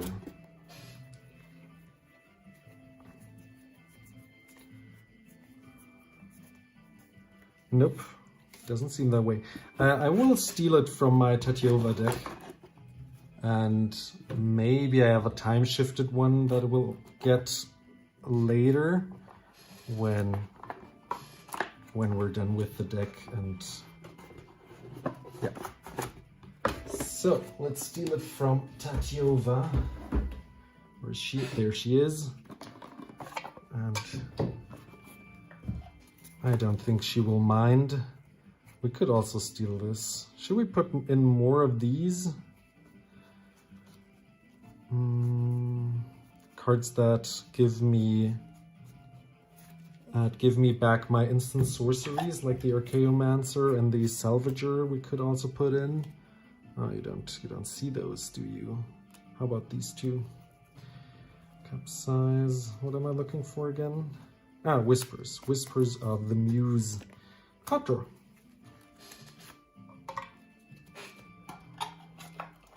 Yeah. It wasn't uncommon in Tempest, but wasn't in the remastered, apparently.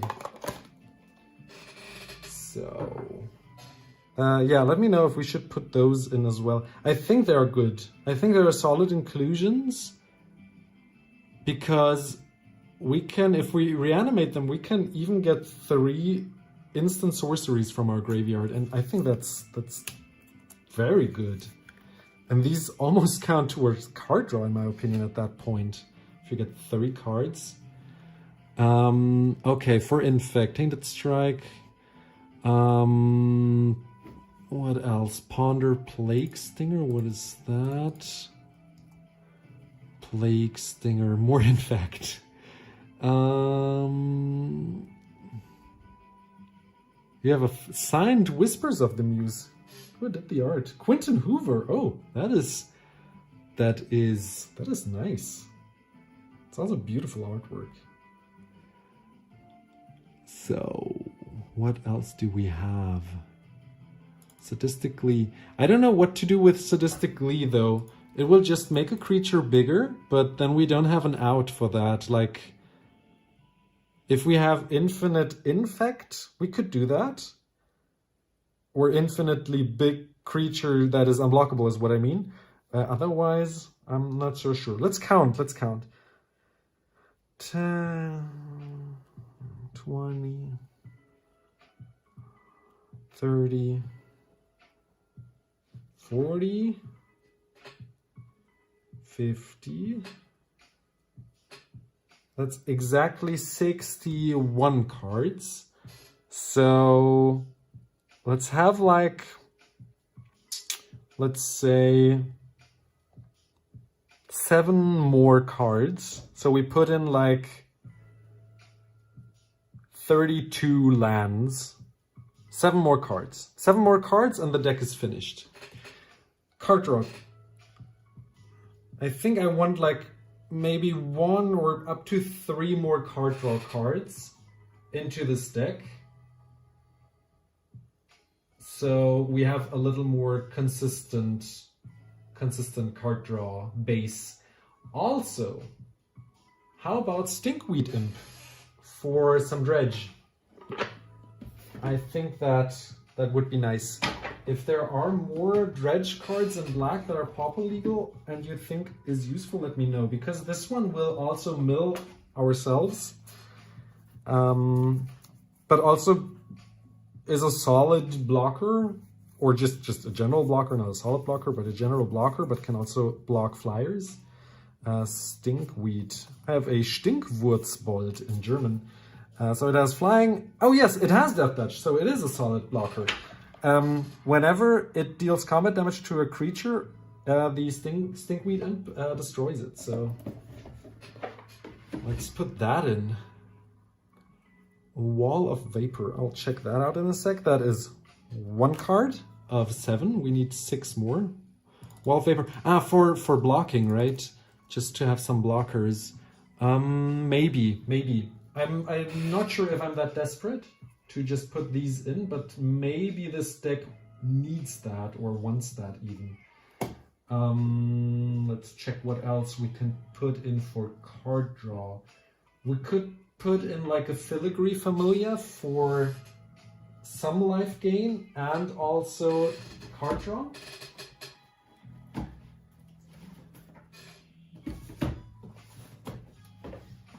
Because I think this deck has like creatures like Burglar Rat, which you just play at turn 2, then block with it, it dies, and then you reanimate it with Arami. And then you have like 3 times the same trigger. I think people don't want to attack you, since they know if your creatures die, it will just suck even more, and then you just continue reanimating and draining their hands and having them sacrifice the stuff. So they don't want to attack you or have you block with your creatures, since, yeah, they will come back and you will just make it more miserable for them. Familia. So that's 2, 4, 6, 8, 9, 10. So that's 10 cards in the card draw pile. Maybe like 1 or 2 more. And then we can look at the other pile. So that's 2, 4, 6, 8, 10, 12. That's already 12. So that's enough. That's enough. Removal I also think is enough. 1 or 2 card draw cards, and then I will feel good about this pile. Let's see. What else did you say? Knight's Whisper, Sign and Blood. Yeah, we could put that in. I kind of want some more creatures that draw cards, since we can just use them as blockers and then reanimate them and draw even more cards. That is my idea, at least.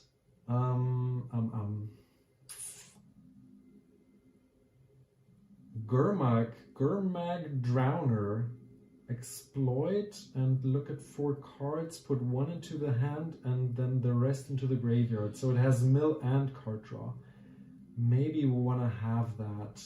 Well, I'll check for more cards. What's the Okiba gang? What do they do? Discards. Ugh. But that's kind of cool, right? We ninjutsu them in. Oh, that is disgusting. We ninjutsu them in. If something's unblocked, return it to the hand. We might get another enter the battlefield trigger if it's not a token. That's nice. And then they even discard a card or 2 cards. I kind of like that. I like that. Let's do this. I like how you're thinking.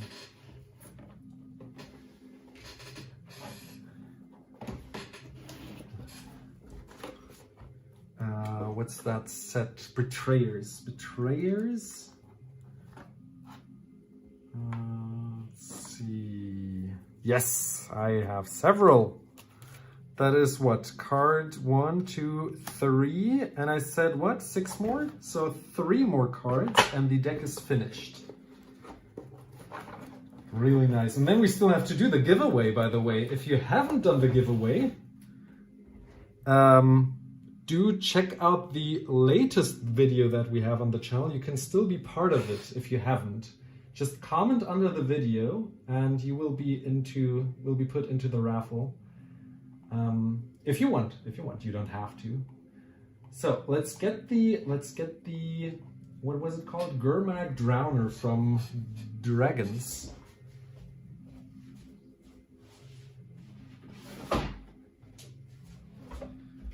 Dragons of Tarkir.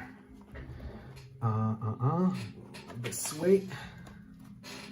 Gurmag Drowner. Do we have it? Gurmag Drowner. There it is. I think it's solid. Oops. For 4 mana, it has Exploit, so it can just sacrifice itself if I want to, or I can sacrifice some creatures that I want to get into the graveyard.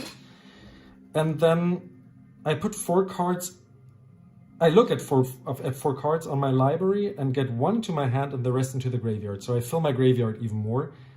And if I don't want to do it, if I'm scared about decking myself, I don't have to do it, and I just keep the 2/4 and don't sacrifice anything. So that, in my eyes, counts towards card draw. These, I mean, also count towards card draw, but also towards combo. So I guess we have enough. I guess we have enough card draw. That's 1, 2, 3, 4. I need 2 more cards. Let's see what chat has to say in here. What else do we have? Gnat Miser. That is a mean card, if I remember correctly. It reduces the hand size of my opponents, right? Yeah, but the thing is, I have to sacrifice them at the end of the turn. There will never be more than just one of these. I'm thinking about actually putting in an Ashnod's Altar just to have some more colorless mana to be able to sacrifice creatures. But then again, thing is, I will have to pay for the creatures anyways. So for example, if I pay 4 with this, I could just create 6 mana by sacrificing it. I don't know if it's worth it. Let me know if you think that I should put in a altar as well. But I don't think so. What do we have here? Sky Scanner. That just draws a card and it's a flyer, right? Yeah, we could put that in maybe. What is that? Kuro's Taken. Regenerates, has Bushido.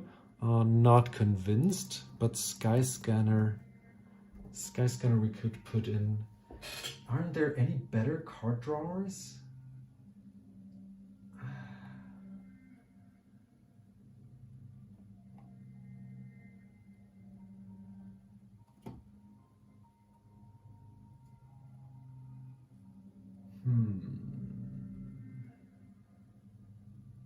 Yeah, probably.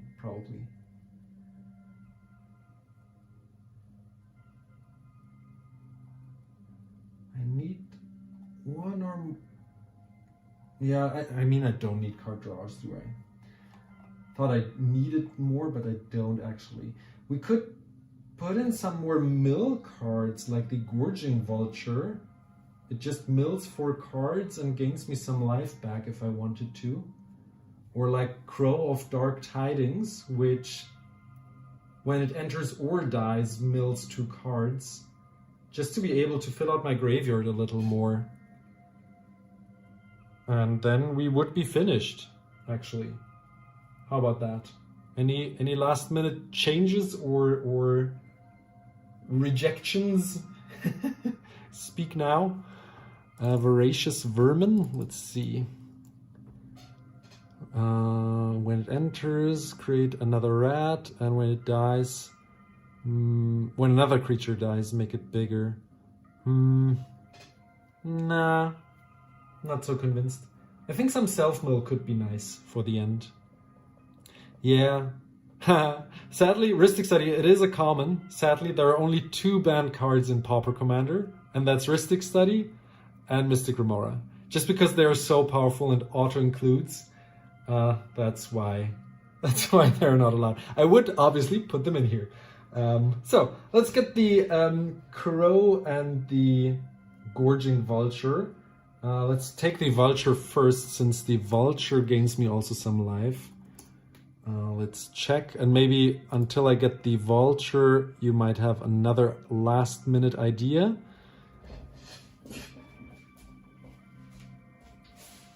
It's from M20. There it is. I always confuse the boxes of M20, M19, and M21 because they all look similar. They don't really have any way of discerning them besides their color, which kind of sucks. Gorging Vulture, don't I have any? Blight, Blood, Bone. Isn't that M20? Yeah, it's M20. Disfigure, Duress, and F. Oh, no, I just don't know the alphabet. F and then G. There it is. Gorging Vulture. So, Deprive, just for countering.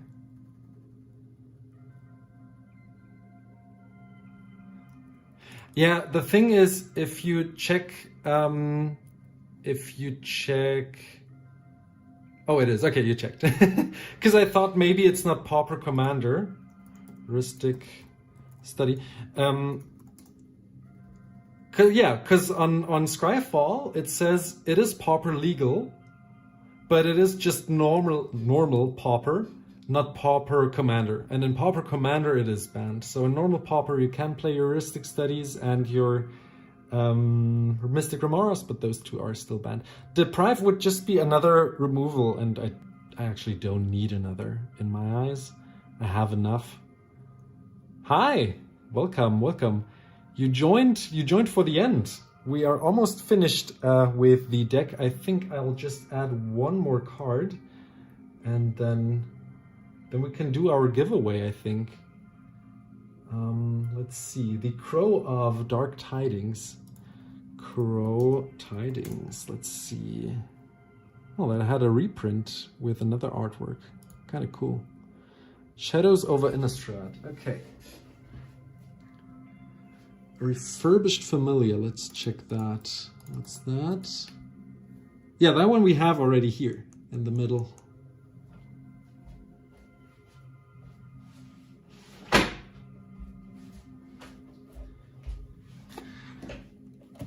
Shadows. I think Shadows of Innistrad was the first set my wife played with me. She already played Magic the Gathering, but she never went to an official event, and this was the first pre-release she attended. So Shadows of Innistrad is always like a set that I like to remember. What was the name of the crows? Crows of Dark Tidings. Do I not have that? Creeping, that's it. Huh. Okay. I mean, it had several reprints, so Commander Legends. I will have it in Commander Legends probably, yeah. So Commander Legends it is. Where did I bury that box? Down there. It's actually buried. So, Sage Owl.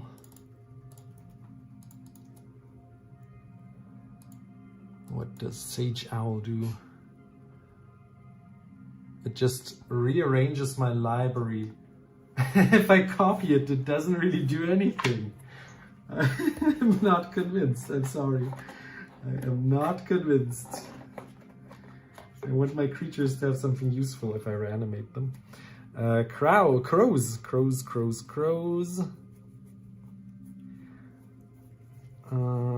I'll count the deck, the number of cards in the deck one last time. There it is. When it enters or leaves, we mill 2. Yeah, so I'm sure about the number of cards. And then we can add some lands and yeah, call it quits.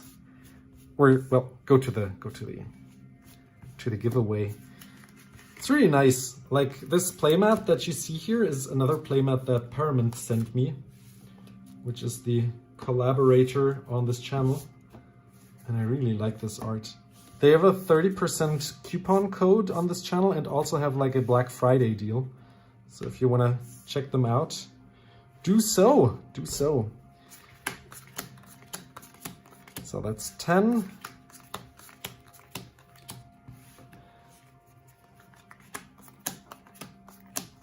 Another 10.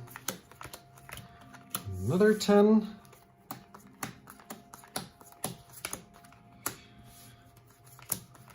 Okay, so that's 67 cards. We could add actually another card. Oh yes, the creature can't be blocked. I don't have like one creature that actually really wants to connect that I want to enchant it, you know? Like there's not this one creature that just like goes bonkers when it connects, you know? I don't think so. Nice. Very nice. Now you just need how many more? Like another 120, another 130 or so. So, yeah, let's add the, what was it before, like the card that enters and just draws a card. The Sky Scanner, I think I'll add just as a solid more card draw. 2021 or 2019, but not 2020, sure.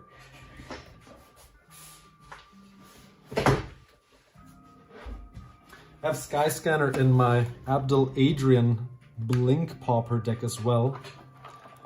It's an artifact, and it's a solid inclusion just because it just draws a card. When you blink it, it draws a card, so copying it 3 times should also be quite nice in my opinion. And we don't mind discarding more cards if we have too many, like if we draw like 9 cards with the blue Zubera, we also don't mind, since we're just gonna discard cards that we want to reanimate later. So we'll always have like a nice hand, and it's really cool to be able to include such weird cards that you would normally never see in a pauper deck or a commander deck.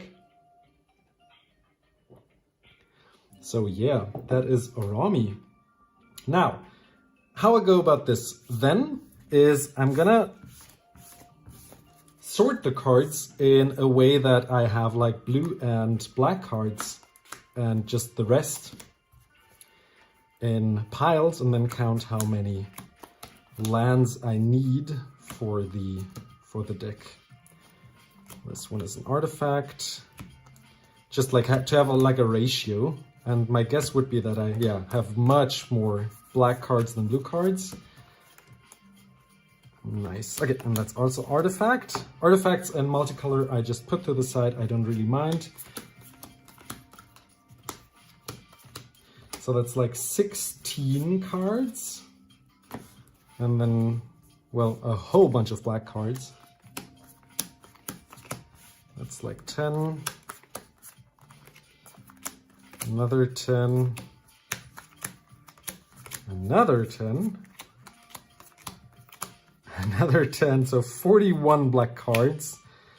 So how much is that? We have 41 plus 16. That totals, is a total of 57. And then we have 16 divided by 57. Do we need any more lands? 11. Like any special lands? I don't think so.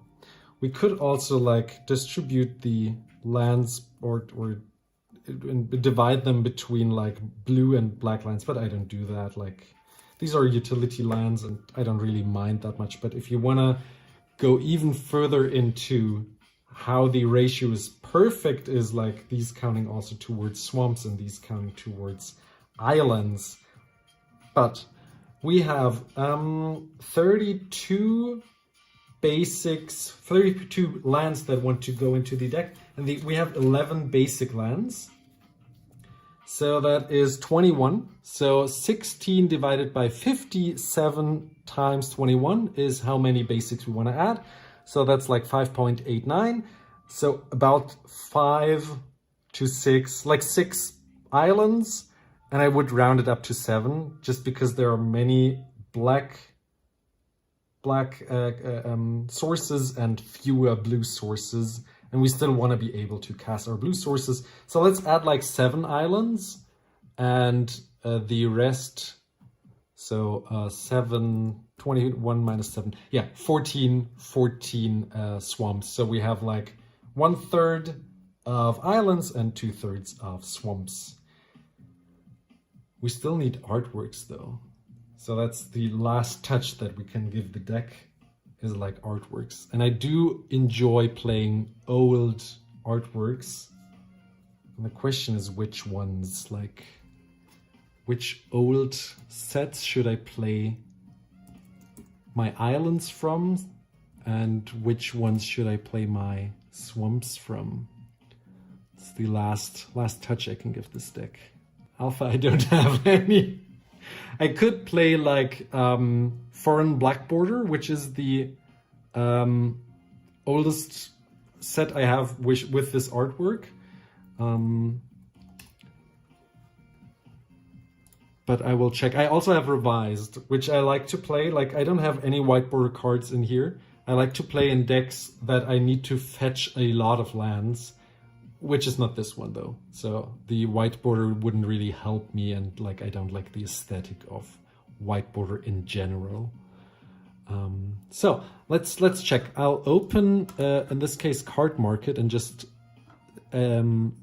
search for Swamp, and then open up all the artworks that were ever printed and just scroll down very far and just look through them for a moment. 6th edition, you say? I thought maybe Tempest, though. We'll see. 6th edition, you say? That's also white border, though. Not the biggest fan of white border cards. It's rarely used, yeah. Oh, how about Mercadian Masks? Like this blue brownish kind of artwork kind of looks nice. Let me show you what I mean.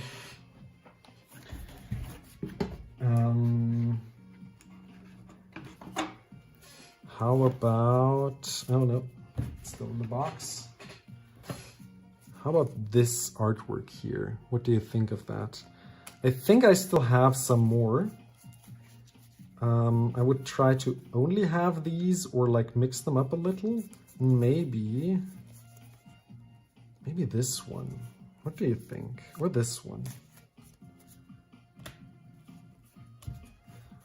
Let me know which ones you like from these. I'll also check if I have some that I really like still and might want to put into the pot of decision upper island. We could also have the Onslaught Lilyland with the pink lily in the artwork. That is also quite pretty in my eyes. Let me get it for a sec.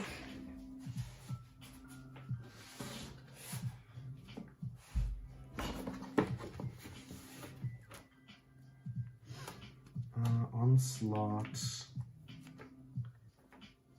Where it should be at. Yeah.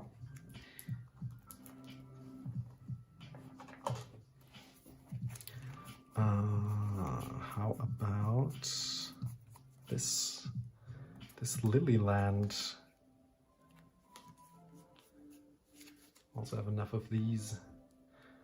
I don't want to put too many into the pot, so we can decide together which ones you like me to add, and then we see if I actually have enough, but I think I should.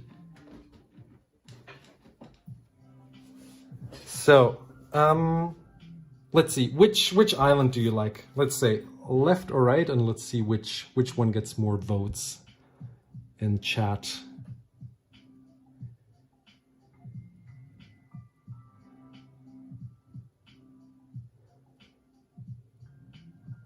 Do you like the reddish sky a little more, or like the deep blue?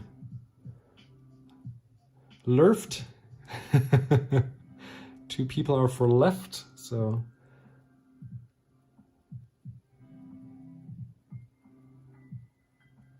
with the orange sky. Right? I'll give chat a second, and I'll check if I have enough of these, because currently it's 2 against 1. And I actually prefer this one just because I like the contrast and the uniqueness. So we set like 7, let's see. Oh, I have enough. I have exactly 7. I think that's a sign. Let's pick that. 7. And this one we put back for another deck. Doesn't mean it's gone forever. And then we do the same with the other one. Can already decide and look at them. Oh, there they are. So Lily one or Blue Sky, which one do you like better?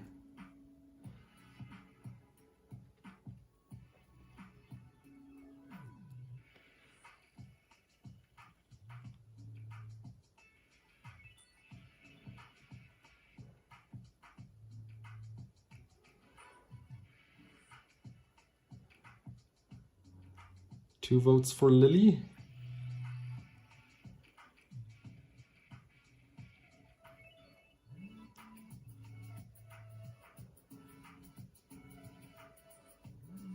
Okay, I think right wins.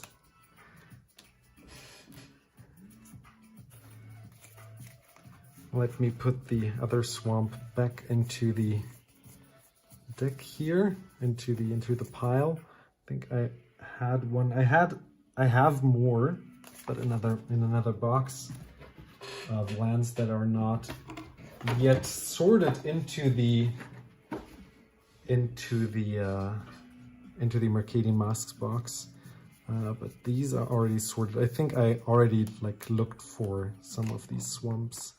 So how many? 14 did I say, right? So that's 7, and then we have, that's quite used. Yeah, so we have even more. Nice. Let's check if there's another bend one, because I don't want to play any bent cards. Yeah, these all look nice enough.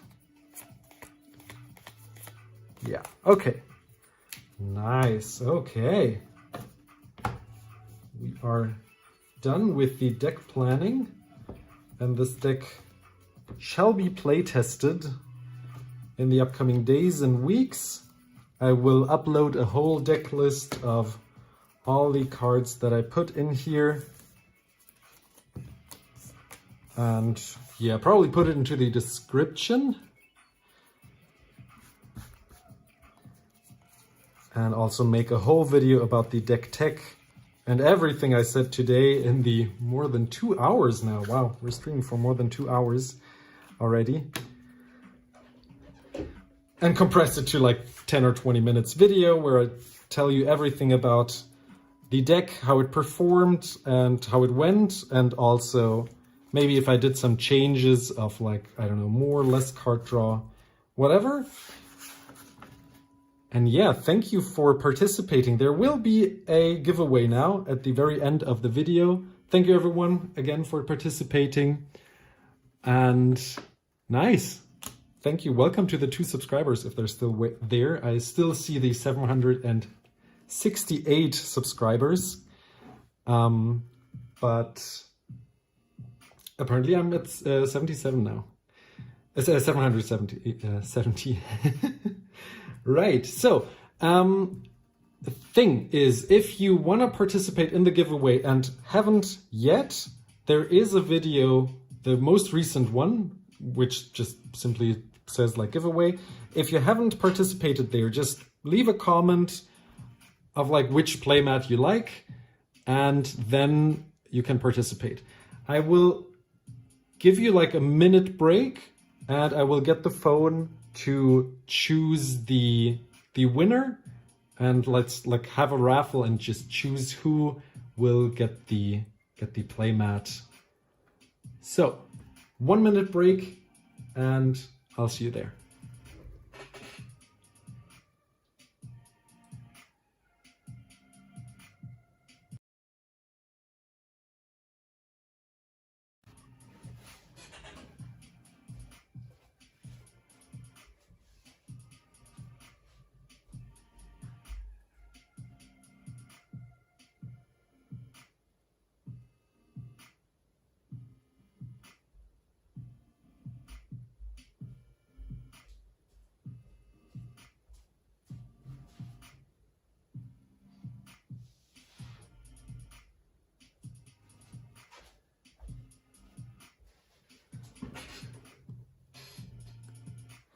So I have returned with a list of people that have been here, but I will add the ones that might have joined me throughout the stream. Let's Let's see. Let's see if someone else commented. I think one more person commented, right? Oh, no, I don't think anyone else is missing. If you do not see your name in here, oh, phone is dying. If you do not see your name in here, do comment on the video, say 1 sec, and I will wait a second. So that's 1, 2, 3, 4, 5, 6, 7, 8, 9, 10, 11, 12, 13. There has to be one more person that I have missed, right?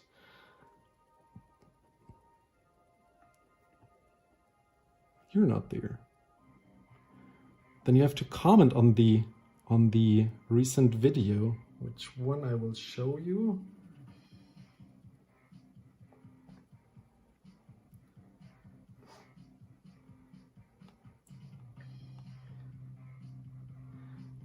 This one you have to comment on. I don't see your comment there. You commented? Why don't I see you? Maybe you commented inside a comment? Because I can't see you. I will add you. It's no biggie for me, but I can't. Oh yes, you are here. You are here. Why are you not on the list? You're right. You are the one that is not on the list. Oh yes, yes. You came new to the party. That is true. True. Team Cosmic Seats, is it? Nice. So that should be everyone. If you're not in the list, let me know. Sehr gerne. No problem. I will start adding you to the raffle now. You still have a minute if you still want to comment, but let me know if you comment, because now I won't check if you don't remind me. I'll copy that and go into the raffling app. 1 sec.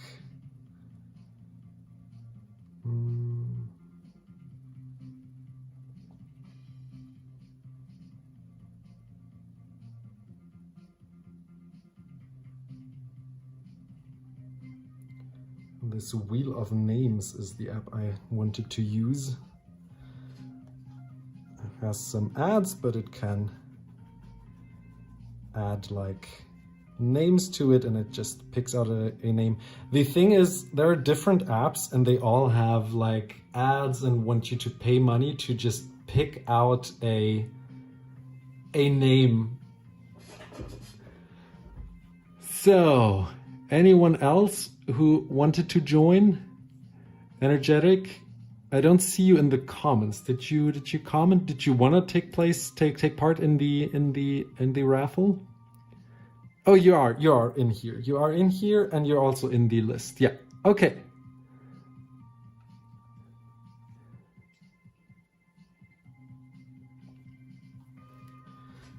So, you're all on here?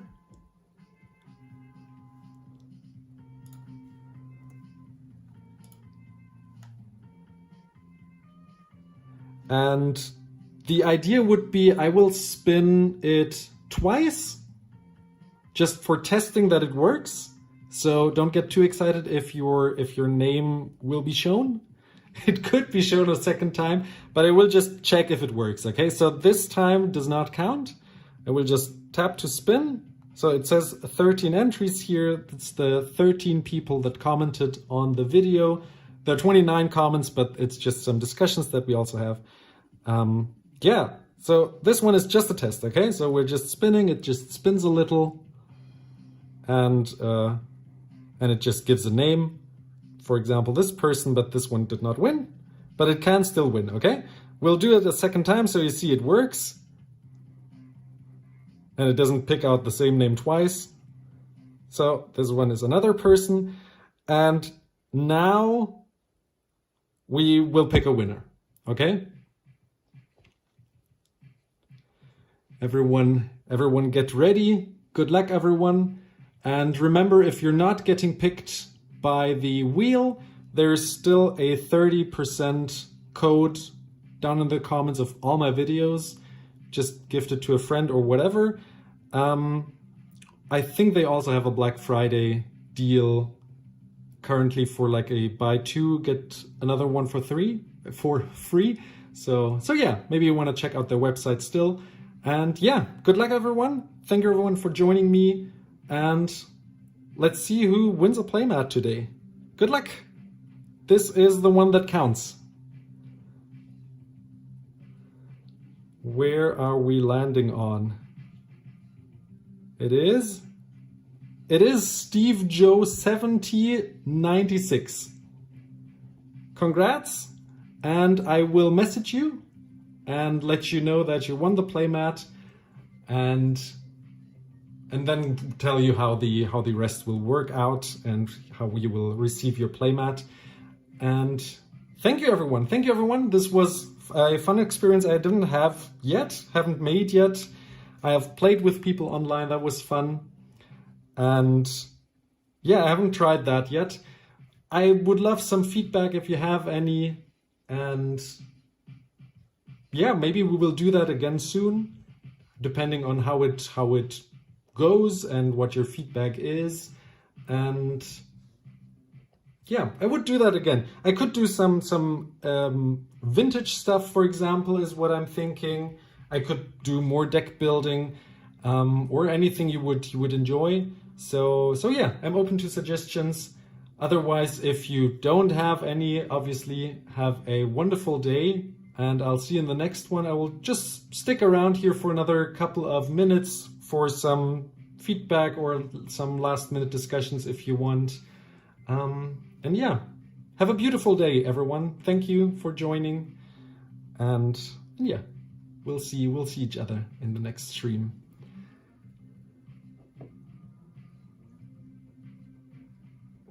Fake secret layers?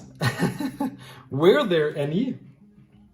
I haven't heard about fake secret layers. I still have some secret layers which I could open on camera, sealed, just for later trades or so. But yeah, I don't know if there is anything to make here. I haven't heard about fake secret layers. Vintage cube live stream I could do, like show you my vintage set cubes, just show you how it looks, maybe what a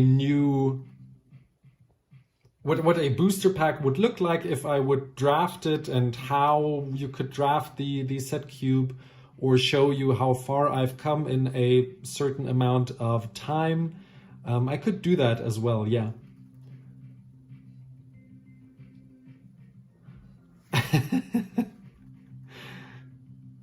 A Bud Spencer and Terence Hill secret layer. I think that might come at some point. We had, like, what was it? Princess Bride already, and we had Monty Python. I don't see why Bud Spencer, Terence Hill secret layer wouldn't be a thing at some point. That could happen, and it doesn't have to be a fake secret layer, but maybe in a year or so we have that already.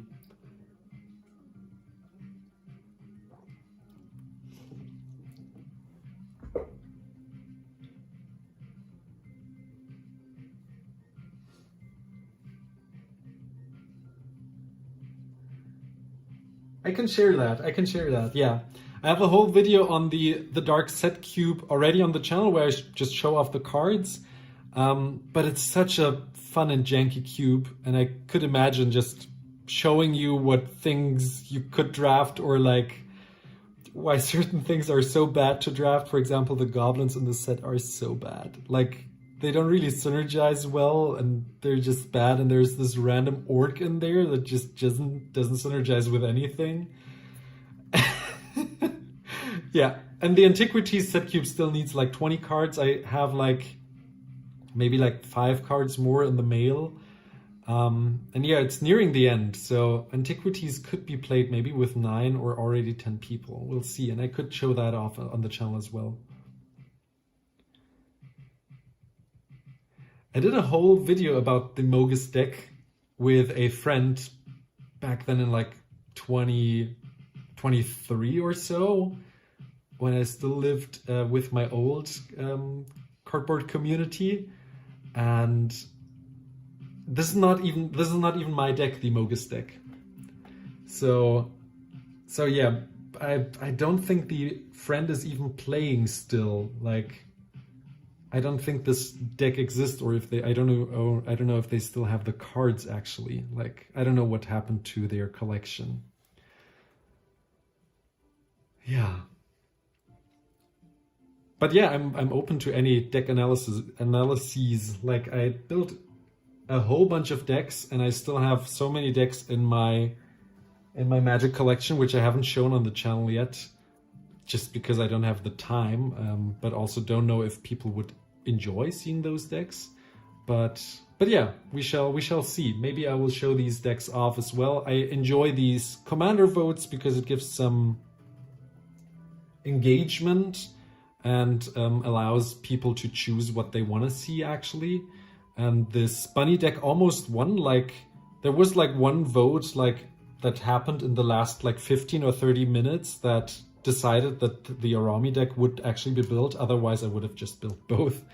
But yeah, this bunny deck is another deck that currently has a high hype rate, and maybe in a year or two it will not be as hype anymore. Similar to the Slimes Against Humanity, was it? Yeah.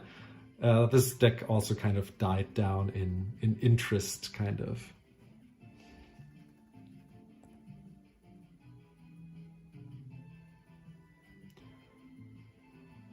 You played your Antiquities set cube 4 times already? What do you mean? Or some of the decks I mentioned earlier?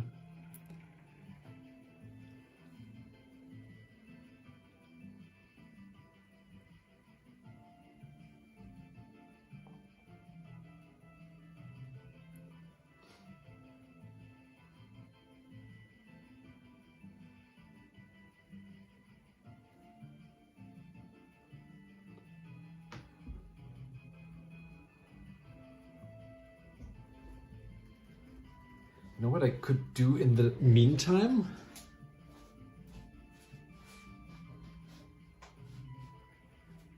Could get some nice blue sleeves while we still talk. And sleeve out this Orvar deck. I think I haven't shown it on the channel yet. I liked it, I liked playing it, but also I need sleeves. But it was quite brutal, and I built it with only sorceries and it was still so strong. And I think I want to pick it apart at some point. Like, I will just unsleeve it for now, but maybe I will pluck it apart for good. For now I will just like pluck it apart. I like unsleeve it and see how I feel about it. Maybe I'll put it back into sleeves and show it on the channel as well. Nice.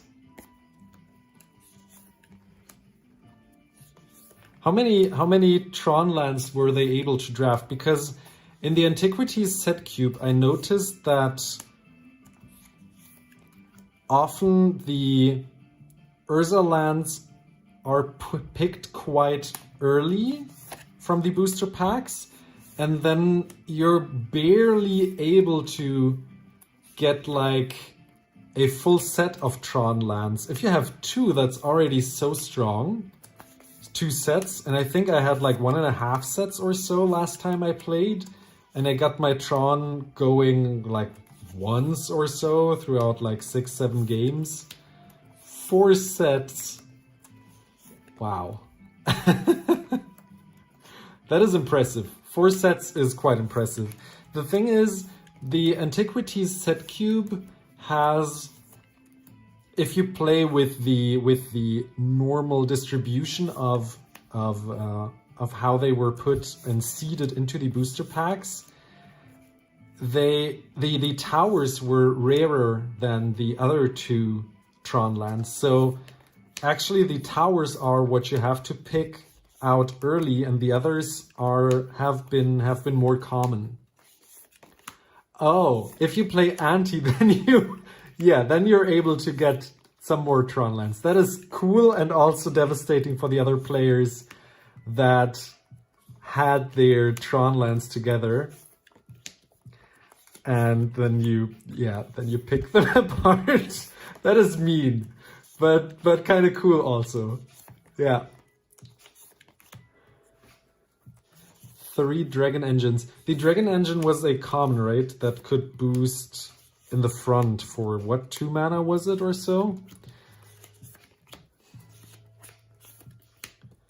Let me check again. Dragon Engine. Yeah, right. For 2 mana it could boost its power. Yeah, I think Atog is quite more powerful. Yeah. But this one is continuously a threat because you have to block it. But Atog you also have to block. But Atog eats all your artifacts, so it's a 1-hit combo kind of. And the Dragon Engine is just there and just doesn't have to eat your artifacts, so it's good by itself by just having a whole bunch of mana. And with the Tron lands, it's strong. It is quite strong, yeah. Fun fact, I just see that Dragon Engine became a rare in 4th edition. I did not know that. That is interesting. I did not know that it was a rare later on. Because it was a common in Antiquities. Now we got the nice blue sleeves here. And this beautiful playmat. Like, this blue playmat is so cool. It's like a, apparently Lord of the Rings playmat. And I think it fits with the colors and flavors. And I really like it. Like, Permanent does some nice playmats. I don't know which scene from Lord of the Rings this, though, is. I don't know. Like, there's a sword and a woman there, and maybe it's like the scene where, like, is it Eowyn or so kills this Nazgul rider?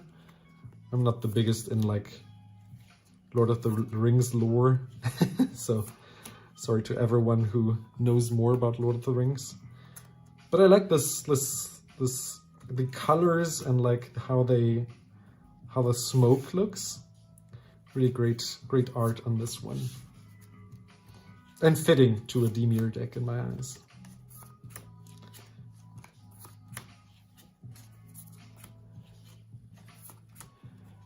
Do you mean it was a rare in Revised too, or Atog was a good card in Revised? Oh wow, Dragon Engine was a rare in Revised. You're right. That is crazy.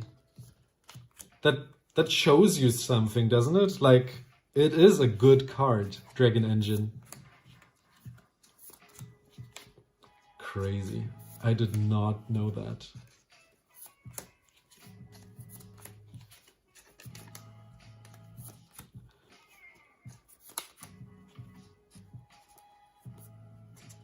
I'm looking forward to playing this deck. I'm wondering what I could fetch with the Dimir House Guard. Like, which 4-mana spell is relevant enough to be fetched? This one is quite relevant. You could get a Mirkwood, also very good. Snuff Out. There's some solid 4-mana spells that I can get. Anything else in here? Pestilence, I could get a board wipe. Another board wipe. Okay. Could get one of these. Okay, there were quite some cards that I can fetch with this one. And then, fun fact, I can reanimate it and have a 2/3 creature that also has fear. So that's useful. I think we'll keep it. We'll keep it.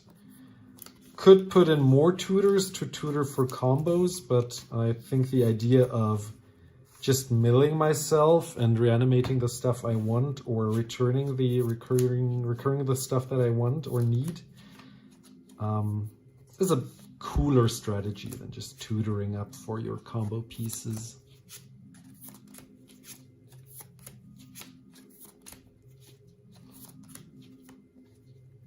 Yeah, looking forward to testing this deck. Again, thank you everyone for helping me here. Like, I didn't have to Google much for cards since you gave me so many cards to look for already. Like, we're a good team. Really nice. This one I really also, like, I find so funny and so weird. Like, people don't know this one, Teardrop Kami.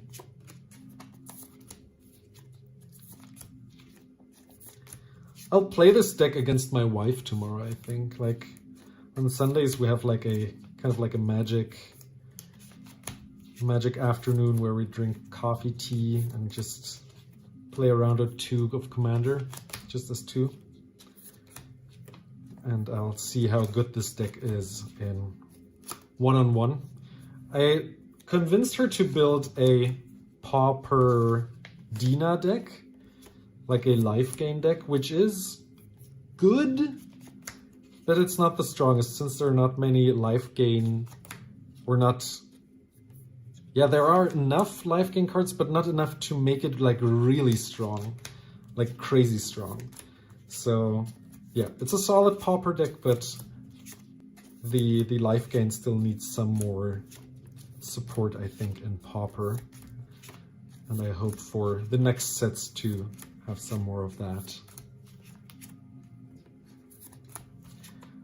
Yeah, these swamps are really nostalgic for me. Like these sets is around the time where I started playing with my dad. Really enjoy those. We almost did like 3 hours of live stream. Amazing. And it's great, like we have 5 people, continuously 5 people watching. Like, thank you. Thank you for your support, everyone. Don't know if this will ever be watched again by anyone. 3-hour stream. But other than that, that is the Arami, the Dead Tide deck. Nice. Yeah, again, I'll make a whole video about the deck tech on the channel in a couple of days or weeks, however often I can test it, so that I know how this deck works and which cards I will remove or add or whatever, switch out. Yeah, I think that's good for the first stream. So we almost did 3 hours instead of 2. I thought like maybe in an hour or so I'm finished. And it took me like pretty much 2 hours to build the whole deck with you together. And then we just chatted for another hour. I thought maybe I would be able to play another game, maybe online, but it's quite late now. So maybe I'll do that like next week or so. We'll see. We'll see. So yeah. Thank you, everyone. I think I'll call it quits here for today. And I wish you a beautiful day wherever you are in the world, and have a good one. Take care. Bye-bye.